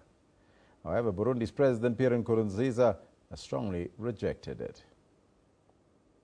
Further afield now, rescuers in the southern Taiwan city of Tinian has pulled a woman out alive from the wreckage of a collapsed building more than 48 hours after an earthquake hit the island. The death toll from the quake, which struck early on Saturday at the start of the Lunar New Year holiday, has risen to 35. More than 100 people are missing. Rescuers continue to scramble over the twisted wreck of the building as family members watch, waiting for news of the missing relatives. And the Chinese New Year was celebrated in a festival of color and sound in Port Elizabeth last night. The welcoming of the Year of the Monkey was also celebrated here in Johannesburg. The Year of the Sheep is done. Chinese dragon and lion dancers put a spectacular show welcoming the New Year of the Monkey, a celebration that was a wonderful surprise to those who have never seen it. We know we're getting a lot more things coming to be, and celebrating Chinese New Year in Port Elizabeth, it's good for the boardwalk, it's great exposure, and it's a great turnout. There are people that were born earlier in the Year of the Monkey previously, so this shows that it's an eye-opening that unlike the way we celebrate our New Year's, that we move from one figure to another, they rotate the themes. Port Elizabeth and Johannesburg are the only cities fortunate enough to host the traditional dragon dance groups. The festivities symbolize a new beginning and a time to give. We use this as, instead of giving presents to anybody, we use what we call a red bag, a red envelope, which contains money. And with this money, it's what we call lucky money. So yes, it's always been a tradition, and we don't give presents physically, we give red packets. A prosperous and wonderful New Year have also been wished upon the Chinese community by President Jacob Zuma. He said in a statement that South Africa is appreciative of the role that Chinese play in everyday South African life. President Zuma expressed his hope for a prosperous, lively and optimistic year that will see a further improvement in relations between South Africa and China. Abongile Dumako, SABC News, Port Elizabeth. Tens of thousands of people have fled an escalating government assault on Aleppo in Syria as airstrikes targeted villages on the road linking the city to the Turkish border.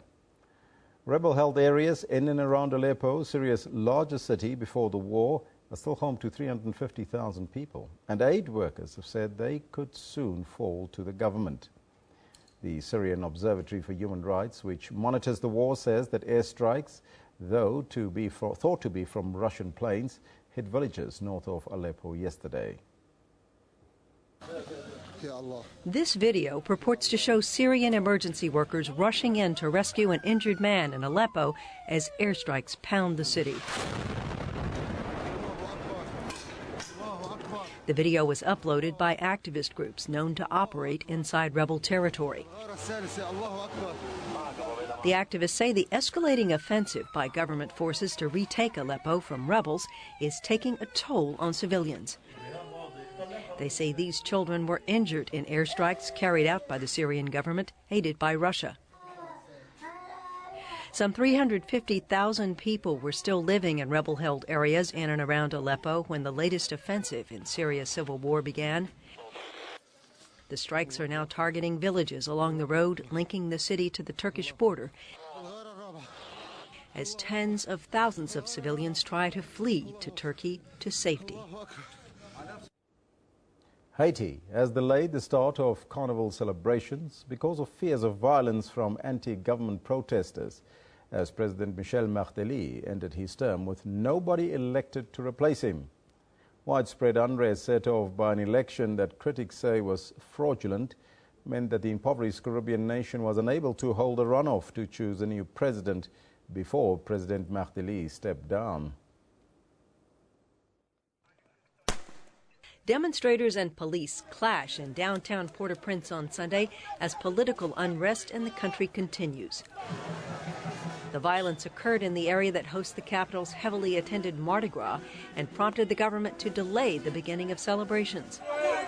Widespread unrest set off by an election that critics say was fraudulent meant the impoverished Caribbean nation was unable to hold a runoff to choose a new president before the term of outgoing President Michel Martelly ended. At a National Assembly, he took responsibility for the crisis. Elle se rappellera aussi de mes échecs que j'assume et que j'assume seul. History will remember my failure, that I and I alone am responsible for these delayed elections. Martelly handed over the presidential sash and the power it confers during a ceremony at the Assembly, and he issued a plea to the country's international allies for help in weathering the crisis. I take advantage of this occasion to invite the nations that are friends with Haiti to remain on Haiti's side and to help us to monitor our young democracy. The National Assembly is expected to elect a successor within the next few days. They'll preside over an interim government and rescheduled elections.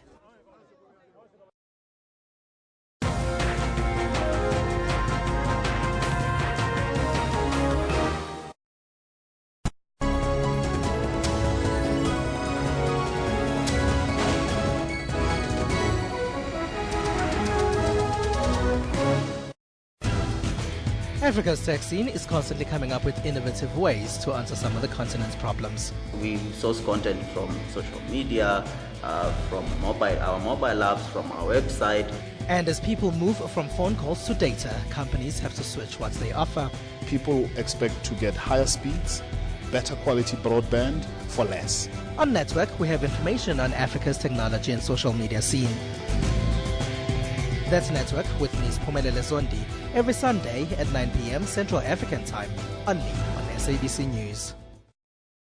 Get all the latest news from the SABC's online news services on our website. Breaking news and in-depth coverage of everything from business, sports to politics and lifestyle. Catch the top news clips and watch live streaming of major news events on the SABC News YouTube channel whenever. Stay connected on the SABC News Facebook page and have your say on news that matters to you. And for the latest headlines and live updates from our reporters, follow us on Twitter. SABC Digital News, anytime, anywhere.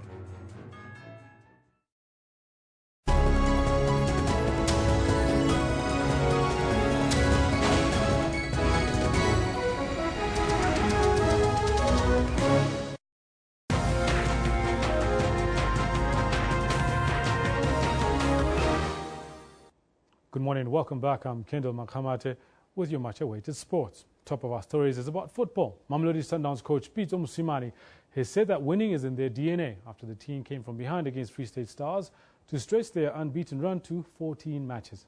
The win, which saw a total of 7 goals scored, sees the Brazilians enjoy a 6-point lead at the top of the Absa Premiership table. Danny Fenter stands Sundowns as early as the second minute, beating Wayne Sunderlands to put Free State Stars in the lead. The log leaders pushed forward in search of an equalizer, but their move was thwarted in the 40th minute. They were rewarded a minute later with Wayne Arendse tapping in a ball that was spilled into his path by keeper Dauda Diakite. Downs should have taken the lead a minute later after Leonardo Castro set up Kigandoli, only for the attacking midfielder to fluff the chance. The under-23 captain made up for the miss in the 58th minute, easily beating Dauda from inside the penalty box to put Downs in the lead. It was one-way traffic, with Castro scoring minutes later to make it 3-1 for Downs. Goals by Kama Billiard and Mohagulu Dingele in the latter stages of the match sealed the win for Sundowns. Hendrik Somaeb scored Stars' second goal. Platinum Stars beat Polokwane City 3-0. Sibusiso Msomi beat keeper George Chigova in the 29th minute to give Platinum Stars the lead. Kausikholela scored Stars' second goal. Substitute Robert Ngambi headed home in the 76th minute to make it 3-0 for Stars. Pesinkat, SABC News. Now here's a summary of the results from the weekend's PSL action. Saturday and Sunday, quite a lot of matches are played on the Saturday, where Arrows lost 1-0 to Bidvest Vets. Aces 0-0 draw against Bloem Celtic. Kaizer Chiefs beat Maritzburg United 3-2. A much-needed win there for Steve Kopela and the boys. Ducks losing 1-0 to Orlando Pirates. Huge move for Orlando Pirates with that win for them. Chipa United 2-1 against Jomo Cosmos, who seem quite keen to go back to the NFD by the looks of things. On Sunday, SuperSport United are losing 3-1 to Ajax Cape Town at the Lucas Moripe, and then a 5-2 goal fest between Mamelodi Sundowns and Free State Stars. Sundowns coming out tops there at the James Motlatsi. And then Royal Bafokeng was the scene of the action between Stars and Polokwane City, where Stars thrashed Polokwane City 3-0, which now brings us to the log standing, starting with the top 8. As you can see, Mamelodi Sundowns on 42 points, 6 points clear of Bidvest, who swap places with Black Aces. KZG staying in exactly the same position as they were last week, and Platinum Stars as well. But Chipa United, Orlando Pirates and Ajax Cape Town moving upwards. The biggest movers of them all being Orlando Pirates as well, followed very closely by Ajax Cape Town on 22 points. We now go through to the bottom half of the log, where you'll see that everybody's moving downwards, except for some that are staying where they were midweek last week. Celtic, Stars, Arrows, Supersport United, back to his first loss since he became in charge. Polokwane City also moving downwards, and they're basically between 22 points and 21 points apiece. Cosmos, like I said, they're knocking on that relegation door on 14 points. Ducks and Maritzburg United seem rooted to the basement. Now, the DR Congo have beaten Mali 3-0 in the final of the African Nations Championship in Rwanda 2016, played at the Amahoro Stadium in Kigali. A brace from Meshakelia and the other by Jonathan Bolingi was all the Congolese needed to beat the Malians. Elia scored in both halves before Bolingi sealed victory with a third later, as the Leopards confirmed their status as the most successful side in the history of the tournament, designed exclusively for footballers playing in their domestic leagues. Meanwhile, Cote d'Ivoire beat Guinea to claim bronze. That match will come up shortly as we finish watching this wonderful celebration by the DRC. And the Elephants, they took a lead after a goalkeeper and defender blunder.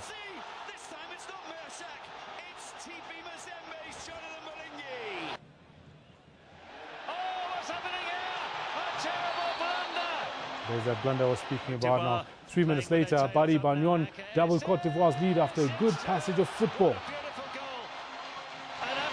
Cracker of a goal. And Guinea pulled one back, but the saying "too little, too late" definitely applied here, as the Elephants held on to win the 2016 Champ third place fixture 2-1. Now, going on to other football news in the English Premier League, Leicester City can now dare to say they believe, as they beat Manchester City 3-1 at the Etihad, and Diego Costa snatched a draw at the death against Manchester United, salvaging a much-needed point at home. Here are the highlights. Martial, Mata, Borthwick Jackson, Rooney, Lingard! Terrific goal!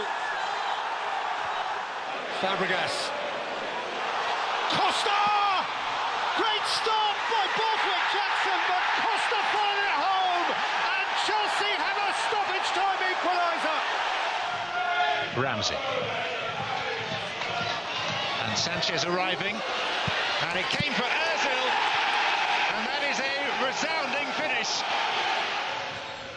Sanchez cleared only to Ramsey.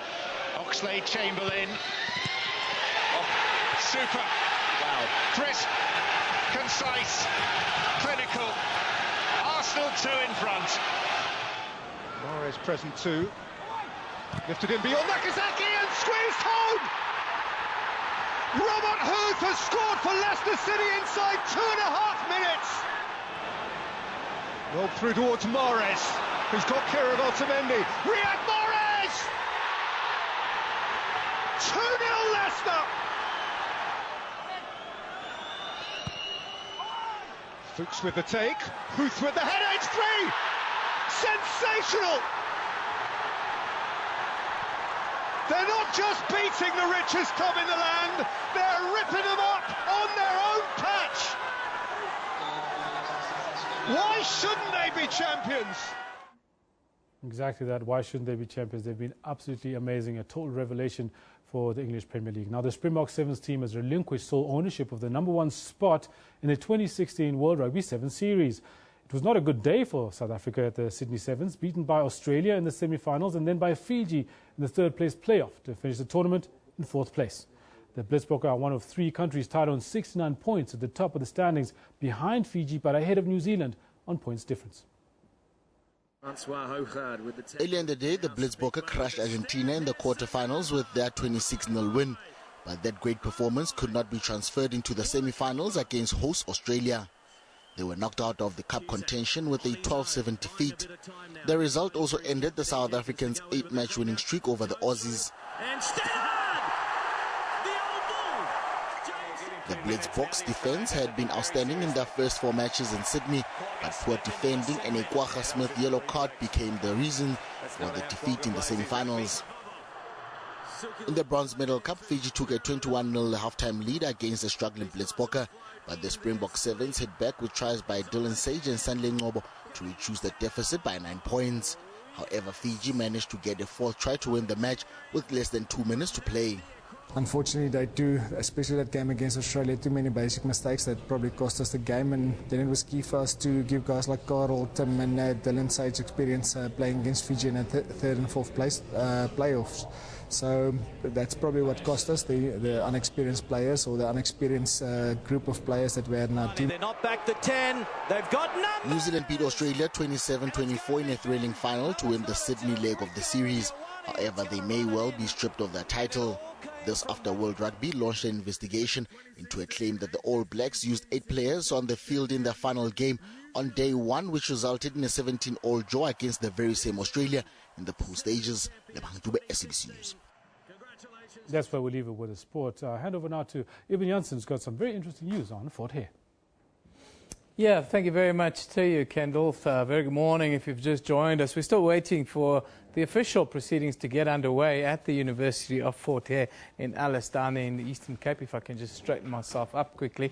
And now, of course, it's 100 years. February 8, 2016, Fort Hare celebrates its centenary. Originally called the South African Native College during the colonial and apartheid years here in South Africa, the University of Fort Hare built a reputation of producing great African leaders. This happened through the midst of a system of segregation that sought to undermine and dehumanize all black people. Some of the students at the institution remain resolute in their struggle to fight against apartheid and access to higher education for all. That sounds very familiar, doesn't it? Now, a little bit earlier, I spoke to one of the alumni of the institution. He's the current Vice-Chancellor at the University of South Africa, Professor Mandla Makanya. Now, he reflected back at his time at the university as, of course, Fort Hare celebrates 100 years.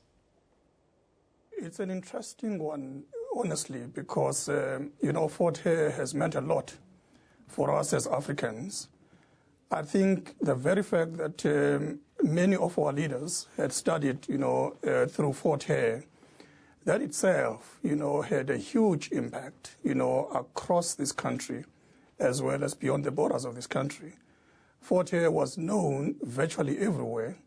So I can tell you now that as young people, we were all aspiring to be Fort Hareans one day. So it was not accidental that one ended up there as a student. Professor, if you look at today versus the time that you spent there, one could say that Fort Hare for 100 years have always had a very Afrocentric outlook on the world, if one could call it that. Whereas today the universities are often at odds in South Africa with students over what students call a more Eurocentric outlook and something that they cannot identify with. How do you view this, and what is the lessons in there for us? Well, I think that there's a lot to learn from how Fort Hare has, in fact, managed, to survive for the last century. I mean, I remember very well that the very first time when we landed at Fort Hare, I mean, you know that as students, you will always have this view that you have some ideas to share. It was very interesting. The very first encounter in our case was when our own senior students made it very clear that no, guys, you are still very young. There are no ideas that you are going to be sharing here. In fact, you are here to have an opportunity, to begin learning what is going on in the world, and thereafter you can begin to argue that you want to share some ideas. And the other thing which was obviously the most exciting was the clear indication of what it means, to be African, the excitement around it. And of course, the recognition that you had to be proud about who you are, and of course, the contribution that you can make. And the studies themselves, ventured into exploring the field, around African studies. Even whatever else that you were studying, the approach will intimately reflect, the exciting part of being African, which for us was really an eye-opener. And I can tell you that there's nothing that was as exciting as the times that we spent during our years of study at Fort Hare. The other thing which, of course, was most exciting was that, you think about the curriculum in the lecture room setting. But what I always admired, with our university was what you learned, from your own peers. That is our own senior students. I mean, I always marveled at the power of their ideas, particularly when we were on strikes, and so on, that you were just looking forward to be in those mass meetings. I mean, we didn't even bother to be worried about the hours that we'll be spending there, because you were saying that you were learning something that you would not have learned anywhere else. This was the best opportunity. I mean, we used to argue that we had what we refer to as a day university. But whenever we were spending time at those mass meetings, we used to argue that this is a special university within the university. You talk about the strength of ideas, and that, of course, sets itself apart. But there's also academic independence that is something that Fort Hare has fought for 100 years. When you reflect back on academic independence, where are we today? Are we in a happy place? Well, in all honesty, we are not in a happy place. We are working very hard, in trying to make some progress, towards getting there. It is a long journey, but I don't think we need to rest on our laurels, particularly in areas where we've made some advances. The bottom line is that there's still much more work to be done. We need to make huge investments in this area, so that even universities where there is a strong feeling that universities have not necessarily made some headway, that they need to actually continue working hard in this area, so that students can actually be satisfied about studying in such universities, and of course identifying themselves with those universities.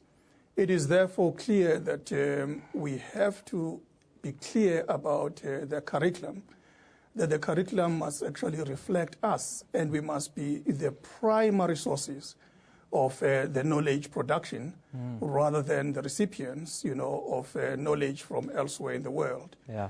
I think we need to accept that this continent has done a lot in the area of education, and higher education in particular. So we are leaders, and we need to claim that particular space. It is for that reason that we basically are calling on all universities to begin taking this particular area seriously, so that they may not be accused, really, of moving into this area in a half-hearted fashion. But I do know that it will, of course, require, a lot of integration of the Afrocentricity, as an approach in our own studies, as opposed to the Eurocentric, approach that has, in fact, been a reality in universities for a very long time. Why I'm saying this, it's because Fort Hare had consistently been working hard, particularly in areas where we had studied, where our own lecturers were clear about that they wanted us to have a balanced view about that reality that we'll be finding out once we leave universities. So it was not a surprise to us that, having completed our studies at Fort Hare, in other walks of life, we didn't find ourselves, as aliens or strangers, but we found that whatever experiences that were there are things that we had already been grounded on. Well, that was a conversation I had a little bit earlier with Professor Mandla Makanya. He is, of course, the Vice-Chancellor at the University of South Africa right now, also an alumni of Fort Hare University, who's celebrating 100 years today. Yes, it's a centenary. We're counting down, we're about a minute away from crossing live to the festivities at Fort Hare. But let's take a quick look at the newspapers here on the African continent. Quickly, we'll start in Lesotho, where the Times reports that the South African government has postponed the launch of the Lesotho special permit application process till the 1st of March 2016, citing technical challenges in the activation of the system. Then in Namibia, the Namibian says the government will investigate the possibility of reducing the retirement age within the civil service from 55 to 50 years to contain the wage bill. But a Labour expert has said this might backfire. Then finally in Nigeria, this day reports that despite President Muhammadu Buhari and the Nigerian military's repeated assurances to Nigerians and the international community that Boko Haram has been technically defeated, the senator representing Borno Central in the National Assembly and a member of the All Progressives Congress, Senator Babakaka Garbai, has revealed that his state is divided in equal measure between the terror sect and the Nigerian military. Very interesting. Let's now join the Fort Hare celebrations live at Alice in the Eastern Cape.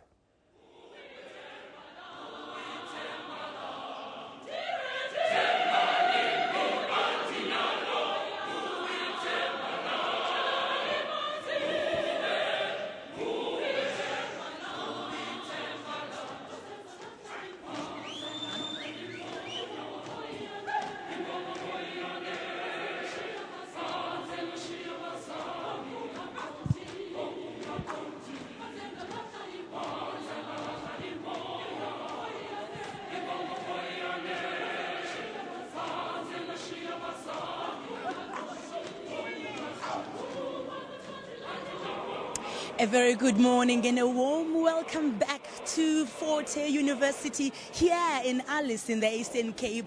As you can see, the choir performing there, a lot of excitement amongst current students of Fort Hare University and as well as former students who used to study at this institution. As you can see behind me, hundreds of students geared up for the celebrations, the Centenary celebrations, celebrations for excellence, celebrations for the existence of Fort Hare University. We're expecting Dr. Mangosuthu Buthelezi to offer a keynote address in honor of Professor Z.K. Matthews, who used to study here and came back to lecture here. We are going to hear about some of the values and the things he stood for as he spent his years here, especially the political focus, as we know that students of Fort Hare University did not only focus on their studies but also on political issues, trying to find solutions for the society. Hundreds are starting to make way into this 5,500-seater hall that's going to be celebrating the 100 years of success. We're expecting to see the family of Z.K. Matthews also making way here. Ms. Naledi Pando is expected to lead the family of Z.K. Matthews to attend this ceremony. It's a day of celebrations. Excitement is everywhere. But with me now, I'm going to hand over to my colleague Tammy Dixon, who is downstairs going to talk to some dignitaries who are attending this event. Well, thank you very much, Zimkita Manqinana, for the great job that you guys have done this morning, really to reflect this momentous occasion, this historic occasion, where this iconic institution is now celebrating a very victorious milestone of having completed 100 years of existence. The history that comes with those years is untold, but as the day progresses, we'll be able to pick up on some of those aspects. As you can see now, the dignitaries are beginning to flow inside the sport complex now. We've already seen quite a lot of them coming in, including the Secretary General of the African National Congress, the ruling party in South Africa. We've seen government officials led by the minister in the presidency, Jeff Hare, is already seated. We've seen the provincial leadership in the Eastern Cape government. They are already seated. And a lot of former students who've been here, spent their time here already. They are already seated. And as you can see, the cake is also here. It's ready, it's beautiful. I've been told that the cake is edible I'm sure after this, then people will have a taste of this cake. University of Fort Hare, together in excellence, proudly displayed here inside the hall, really showing the year in which the doors of this university were opened in 1916 with only just about 20 students. And today we know that Fort Hare has got about 13,000 students already. And now we're going to have a word with the CEO of the South African Heritage Council, Umhlekazi uMangcojo. Uzosichazela kakuhle ukuthi ingaba yonke lento incedisana njani na kunye nembali yethu. Mhlekazi, thank you very much for giving us this opportunity to talk to you. 100 years of existence, the history that comes with this period is quite huge. But the question is, what do we do with this? We know the history now. We know what Fort Hare has done. We know what it has produced. We know the significant leaders that came out of this. But what do you do with that heritage? It's important to note that as the Heritage Council of South Africa, we're in the process of ensuring that the legacy of Fort Hare doesn't just die. Remember, this is the oldest university in Africa, the first actually, where black child was horned. And it's, as you say, we all know about it. We started a process when we developed the Liberation Route. Actually, Fort Hare is a prime site of the National Liberation Route project, which is not only a South African project, which is a continental project adopted by the African Union, wherein we're mainstreaming the legacy of the liberation struggle, the whole civilization of Africa. As we're talking now, Fort Hare is a prime site, as a candidate actually of the Liberation Route, as a World Heritage Site. Remember, South Africa has 8 World Heritage Sites. The 9th one will be the Liberation Route. Now, the memory of Fort Hare is actually going to be part of the canals of the history of the world, the memory of the world. As we're talking now, we have a site here, and UNESCO has done its inspection already, and we had very, very wonderful inspection. There are places here, for instance, like the church, yes. Like the hostels. Yes. Remember, people here were actually classified according to which denomination they actually belong to. Right. Oliver Tambo, that's why he actually stayed in a hostel where the Catholic students were staying. And those who do religious affiliation. Then Nelson Mandela, the Methodist. There's even a hall, the Freedom Square, and all of these are actually going to be part. We're packaging them now as part of this memory of the world, which is the Liberation Route. Yes. And we are saying, therefore, that actually students, most especially when there are strikes, when these places get vandalized, it's a challenge because it destroys the intrinsic value. So you remember, these places must be protected. So the issue now that we must educate our people to wherever we are. If you destroy actually these places, it therefore means that you're destroying the very essence and the very soul of Fort Hare. That is why, whether we have got any problem that we have in the campus, we need to ensure that these places are protected, because without this intrinsic value and this heritage of Fort Hare is nothing. Right. That's why we're working around that. We'll make announcements in due course to say where do we take this process to. Chief, thank you very much for your time. Yeah, thanks so much. All right, that is Dr. Sonwabile Mangcojo from the National Heritage Council, really explaining that it's not enough to know about the history. What is important is that how do we preserve this history to make sure that it lives longer, possibly for the next 100 years, so that the generation that comes behind us can actually know that here stands an iconic institution that not only produced leaders that went on to lead their nations, but it's an institution that actually contributed in the development of the South African society as well as the entire African continent. We're going to take it back to the studio now as we wait for the dignitaries to come on stage so that the lecture begins. As we all know that Dr. Mangosuthu Buthelezi is going to present that lecture, and we're waiting for them to come in as they're being entertained by the University of Fort Hare Choir.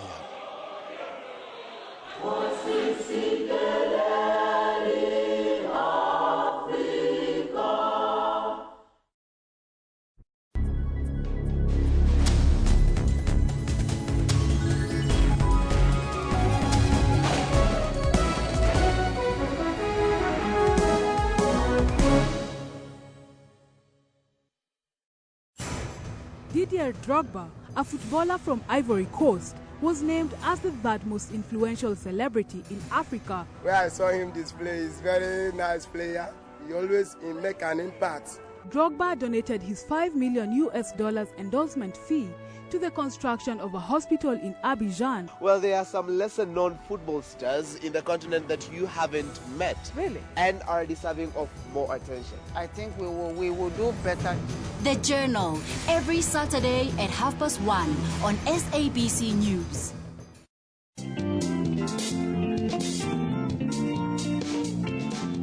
Born with malformation of the limbs, David lives his life to the fullest. I got this. Let me try on my own. Got on the bed, then start playing soccer in the streets, then do this.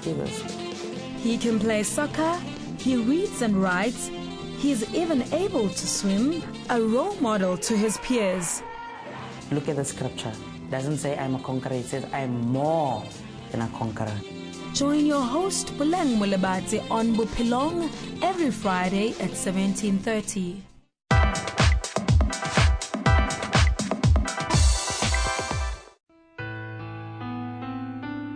Vera's life as a little girl was filled with joy and hope. Before her parents passed away, Vera was optimistic about her dreams of being an artist. I had a very happy childhood. My parents were amazing. My dad was a retired police officer, and my mom was a school teacher. So you have two disciplined people in my house, and I'm not even ready to be disciplined by them, but still they try hard. I was very stubborn, but I got the best of love from them both. Nigerian-born and bred, Nkechi Aninowi, now going by a stage name of Vera Ephraim, was chased out of her brother's home after he did not believe in her career path. I was going to, as a young person, to dance companies, learning dance and doing acting as my part-time while I was waiting to get into university. And he didn't like that for his selfish reasons. And I was adamant about it. I was stubborn about it. I was trying to make him see, which he didn't want to make me see. Now Vera only had her dance crew members to fall back on, as the Nigerian perception only fixed the arts with negativity.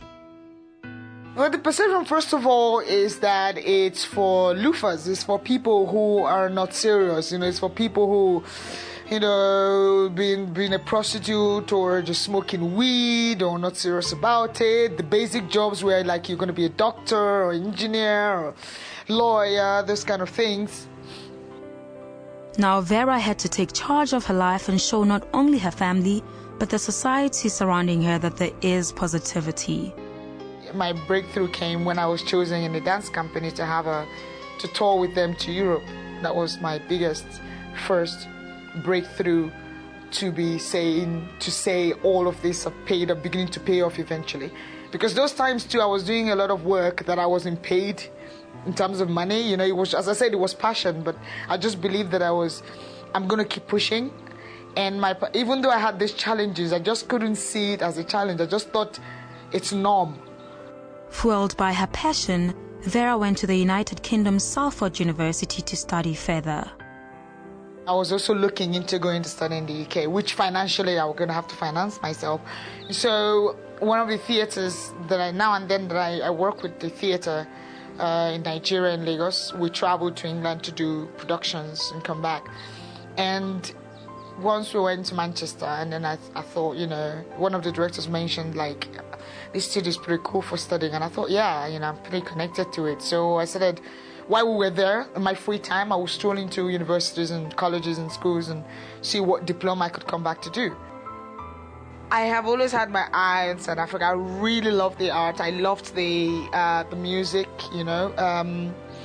because through media and television you could see, you could see what's been projected in terms of art.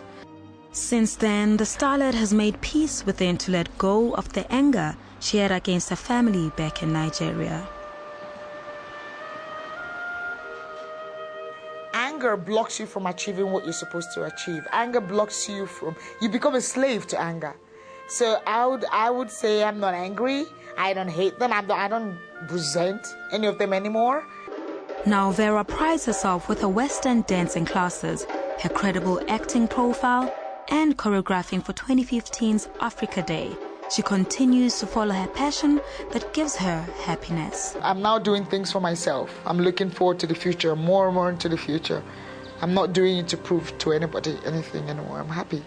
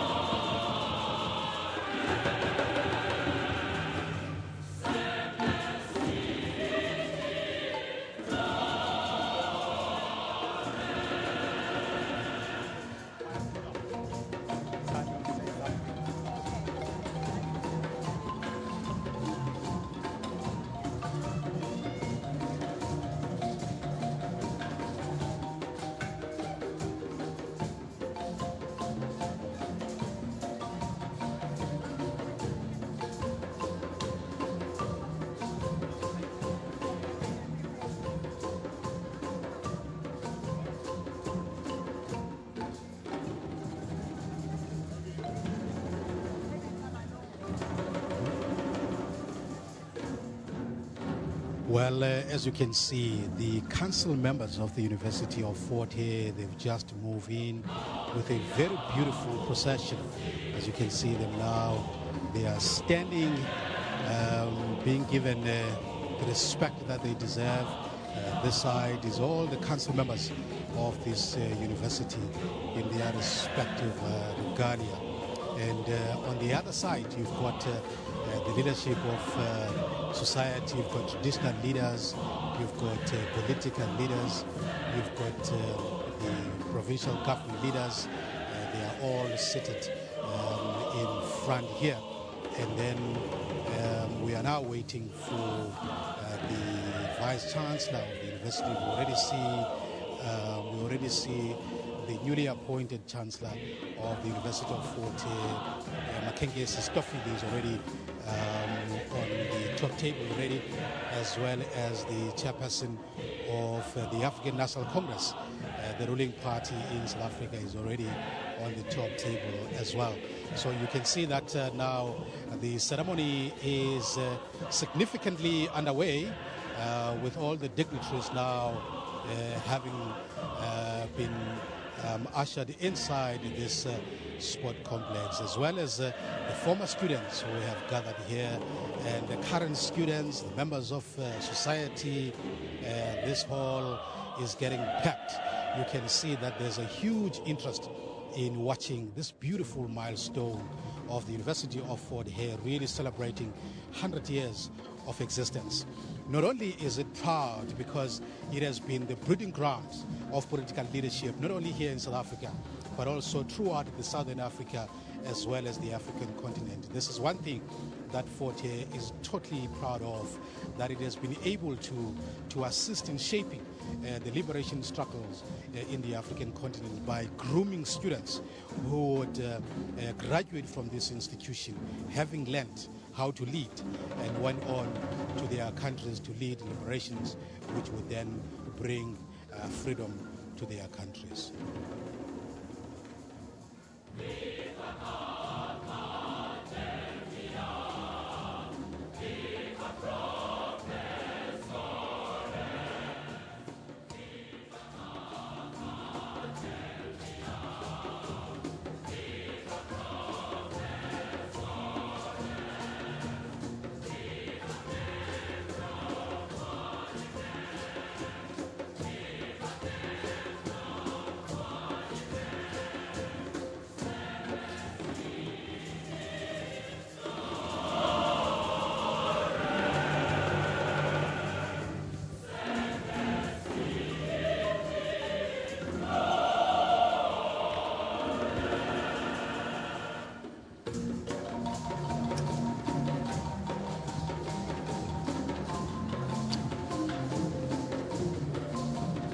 This is the first of the many that are going to come throughout this year. Remember that the University of Fort Hare Centenary will be celebrated throughout the year. It's not a once-off event.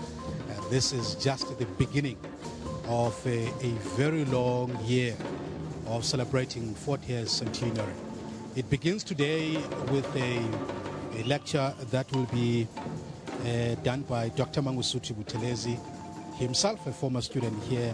The interesting thing is that he will be doing his lecture in memory of his former lecturer, Professor Z.K. Matthews.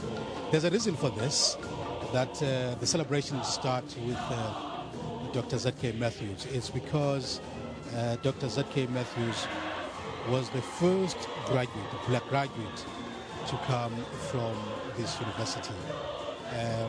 Probably little be known to him that he would be opening doors for so many gallant leaders that would come from this university.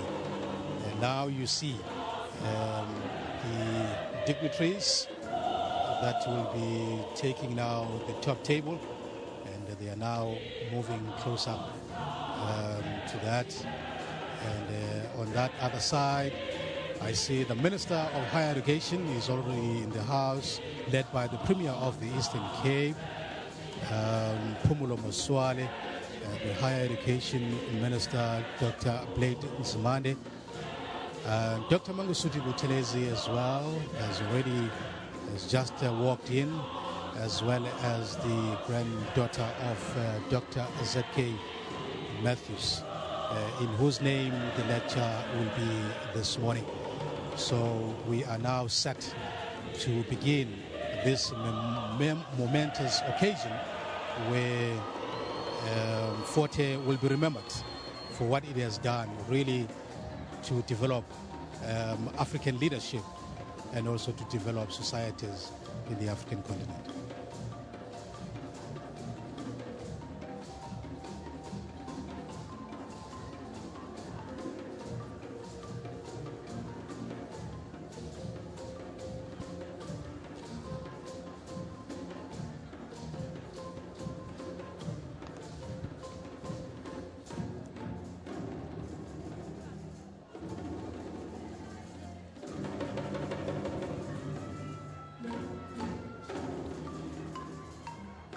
And the way in which the program is going to unfold this morning is that we're going to have a welcoming address by the chairperson of the council. The council members have already entered the sport complex here. Ms. Thandi Orlane, she is the chairperson of the University of Fort Hare Council. She's going to be doing a welcoming address. And thereafter, we're going to hear messages of support from the universities of South Africa, from the Senate to the Convocation. We're going to hear messages from the local municipality in which this little town of Alice falls, the Nkongobe municipality. And that, I think, is quite very important because it's going to assist us to understand the contribution that this university is making locally in terms of how it is helping to develop the community here. We're going to hear from the traditional leadership as well, and also from the political leadership as well. The program is about to begin now. The guests are seated, and I already see on the podium now the Master of Ceremonies, Nada Wochela. Lead us in singing the national anthem of the Republic of South Africa.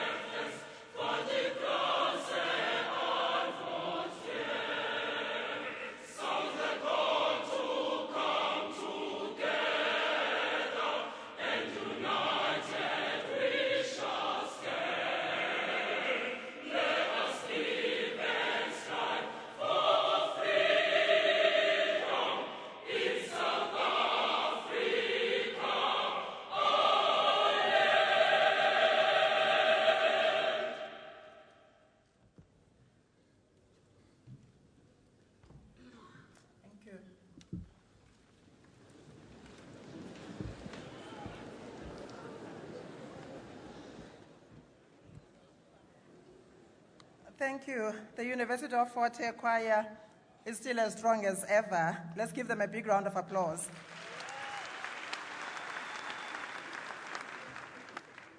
Minister of Higher Education, Dr. Blade Nzimande. Minister in the Presidency, Mr. Jeff Radebe. Minister Lindiwe Zulu. Minister Malusi Gigaba. Minister Naledi Pando. Secretary General of the ANC, Mr. Gwede Mandashe. Premier of the Eastern Cape, Mr. Pumulo Maswale. And all MECs present.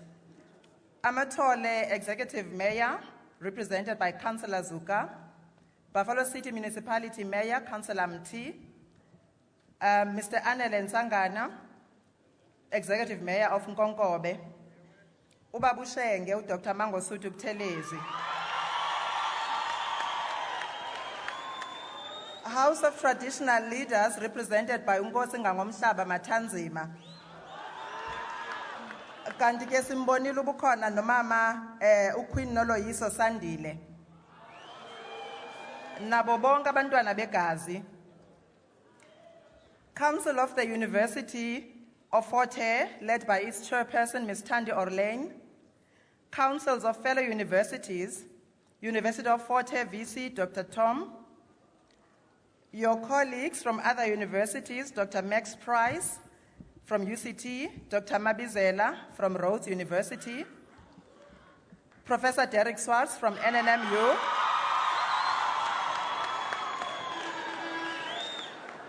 and how can we forget the Chancellor-designate of the University of Fort Hare, Reverend Makenkesi Stofile. The Matthews family, all dignitaries, fellow alumni, ladies and gentlemen, it is with a great sense of pride and sheer joy that I greet you this morning. This is a day we've all been waiting for with bated breath, and I'm sure the waters of the great Tume River are sweeter and cooler just for you today. And the Amatole Mountains are echoing a sweet melody as we welcome you to our beautiful and historic part of the world. It really feels good to be back at my own alma mater. My name is Nada Wochela, and I have the honor to direct the program of events this morning. But I am not alone. I'm with my colleague from the SABC, Mr. Patko Mafani. Can you please give...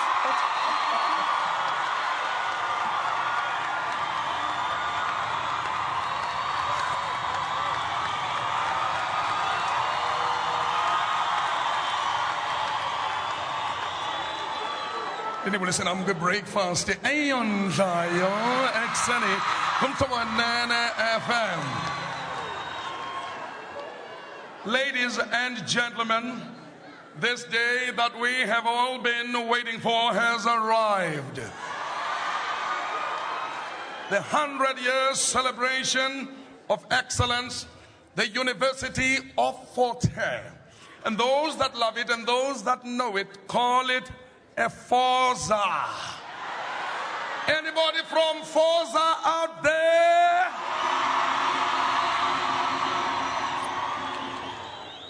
And now, ladies and gentlemen, it gives me great pleasure to have to invite Reverend Dr. Simon Kubule to lead us with a morning devotion.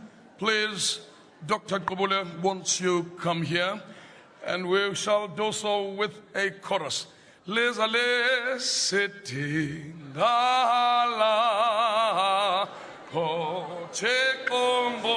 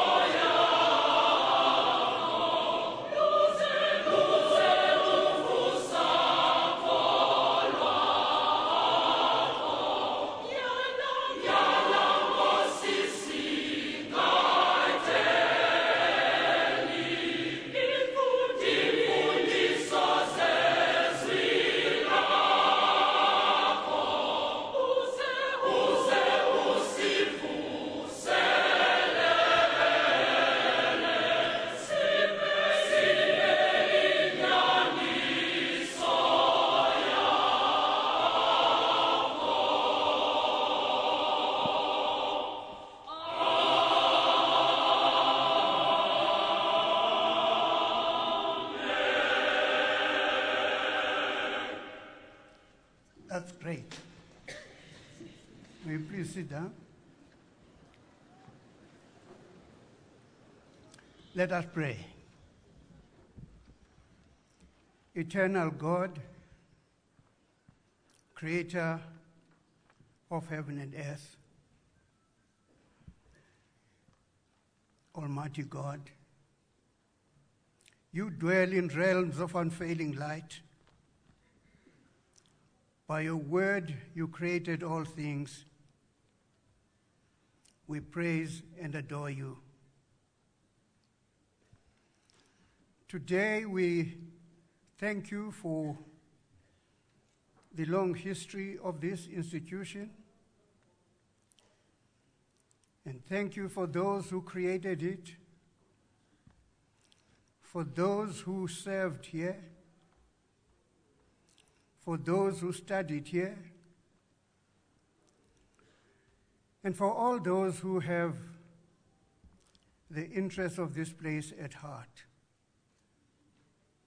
We pray for the students who are here now. Give them courage, determination, willingness to pursue their studies and achieve their goals. We thank you for their vision, their labors and their sacrifices.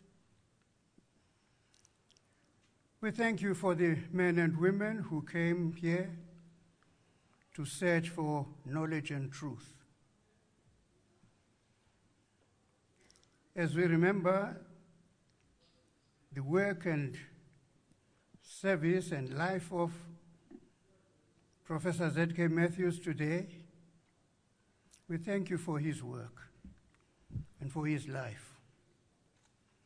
We pray for your special blessings on his family, especially those who are here present. Thank you especially for those who use their vision and knowledge for the service of your people in this country and beyond its borders. God bless Africa, guard her peoples, guard her children, guard her rulers, and give her peace for Jesus Christ's sake. Amen. Please sing, yes.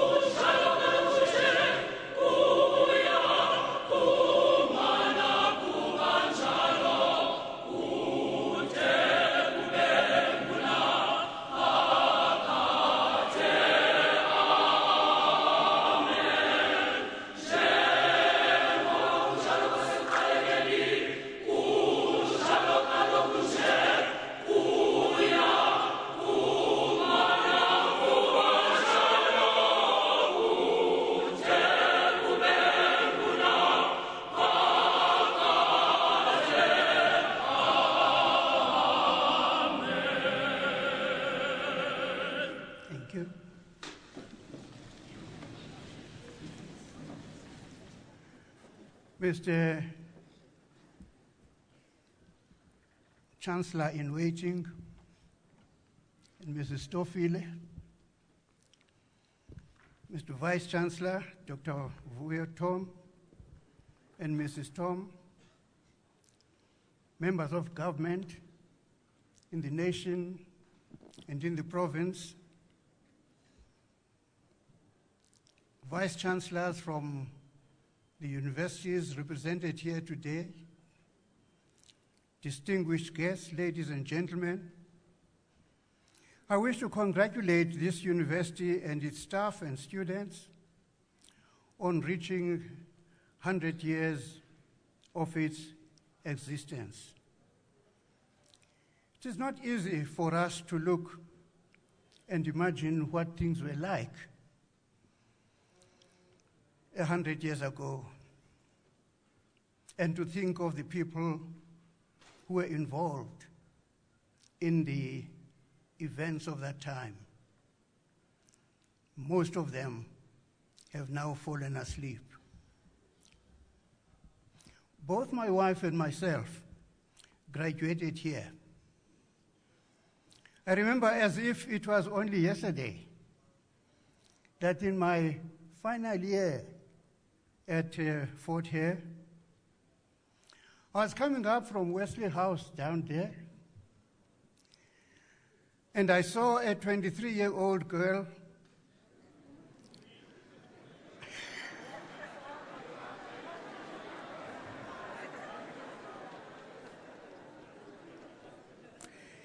She was wearing a black skirt and a pink top.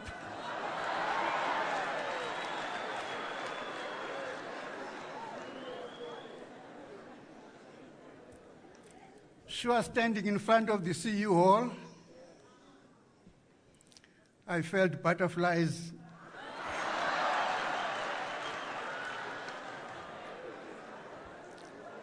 bubbling in my stomach. On my return from my studies in Geneva and the UK, we got married.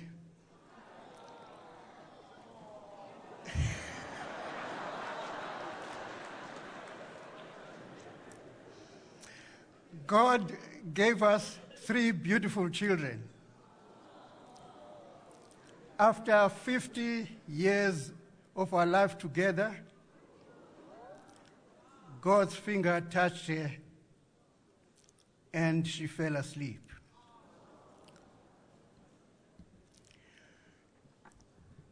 One of the first problems that the first principal of Fort Hare, Dr. Alexander Kerr, and the council of those days, one of the first problems they had to face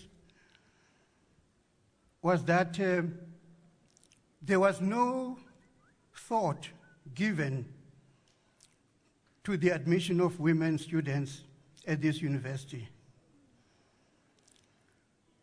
Dr. Alexander Kerr writes, no thought was given to the possibility that women students would be among the applicants for admission. But applications were received from 2 qualified women students. Dr. Kerr says that he told the council that these applications could not be entertained by the council because no preparations had been made for the accommodation of women students. Mr. John Ndengo Chabavu strongly argued that there was little point in educating young men if their future wives were to offer them no companionship and no interest. That kind of companionship and interest can be offered only by educated women. I thought you'd clap your hands.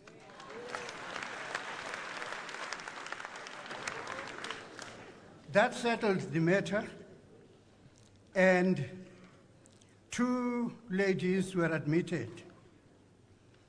They were Miss Laura Motebang from Lesotho, Miss Lily Msimang from Edendale in Pietermaritzburg. You know, in my final year here, there were only 42 women students in a total enrollment here of 492 students. These good ladies were called by the students widows, because they were outclassed by certain ladies across the Cume.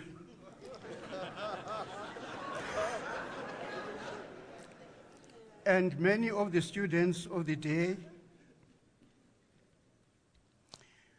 had more interest across the river than at Elukanyisweni. The women's hostel called Elukanyisweni was opened only in 1941. The college was originally meant specifically for Africans, natives, and was called the South African Native College. When the college was affiliated to Rhodes University in 1952, the name was changed to the University of Fort Hare. Later, Indians and coloreds were admitted. Well, I've been listening to TV and radio and so on, and I read the article by Umtwana Unkosi Mangosuthu Buthelezi in the Sunday Times yesterday, which mentions some of the heroes and heroines who went through the gates of this place.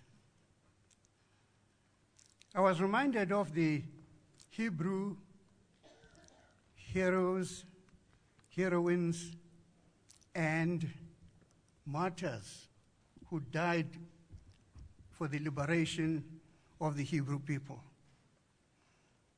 Let me read also what these people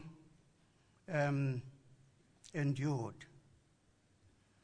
After talking about Abraham and Moses and others, the writer of the letter to the Hebrews says, "And what more should I say?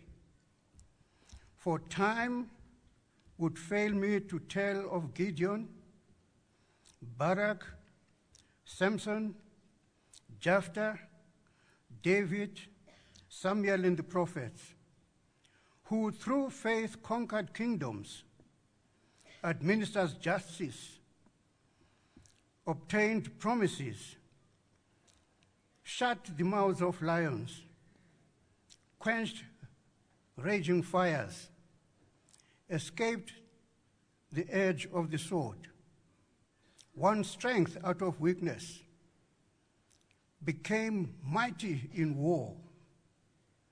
Foreign armies were put to flight. Women received their dead by resurrection.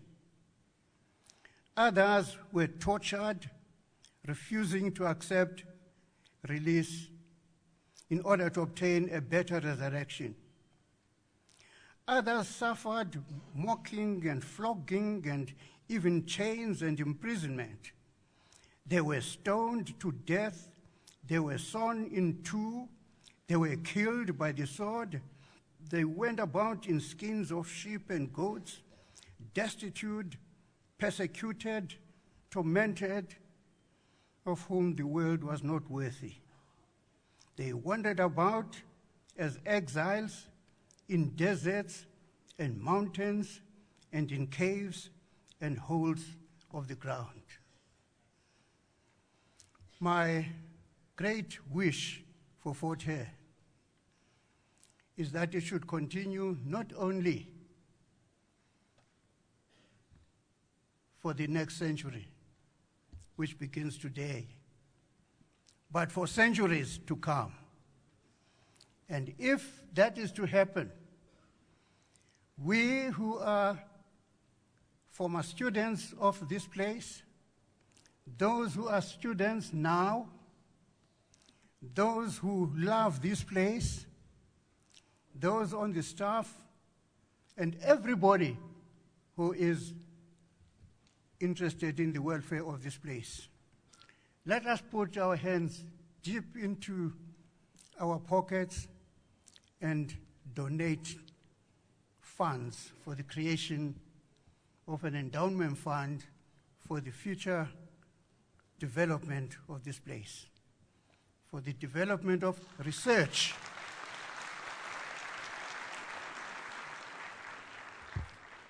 for the development of research, especially in areas that affect our lives. God bless you. Amen.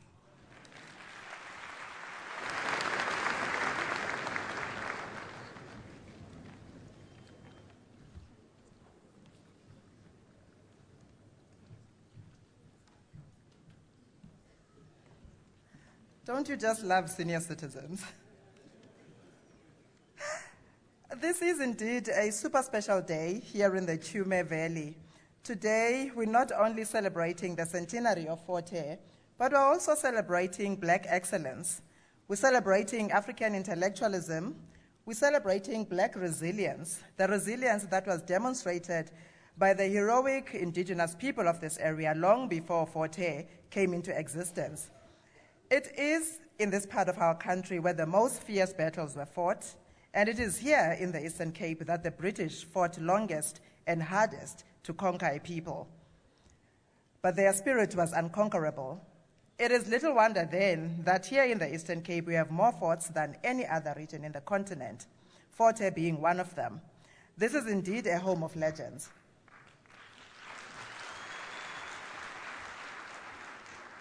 And now, to officially welcome you to this auspicious occasion, she obtained a B. Juris degree from the University of Fort Hare in 1978 and went on to obtain an LLB degree as well as certificates in energy law and executive management. She spent the first 10 years of her legal career at the Legal Resources Center, where she focused on litigation against the apartheid state. And she was once the National Director of the Commission for Conciliation, Mediation and Arbitration, CCMA. Ladies and gentlemen, I'm talking about the chairperson of the University of Fort Hare Council, Ms. Thandi Orlane.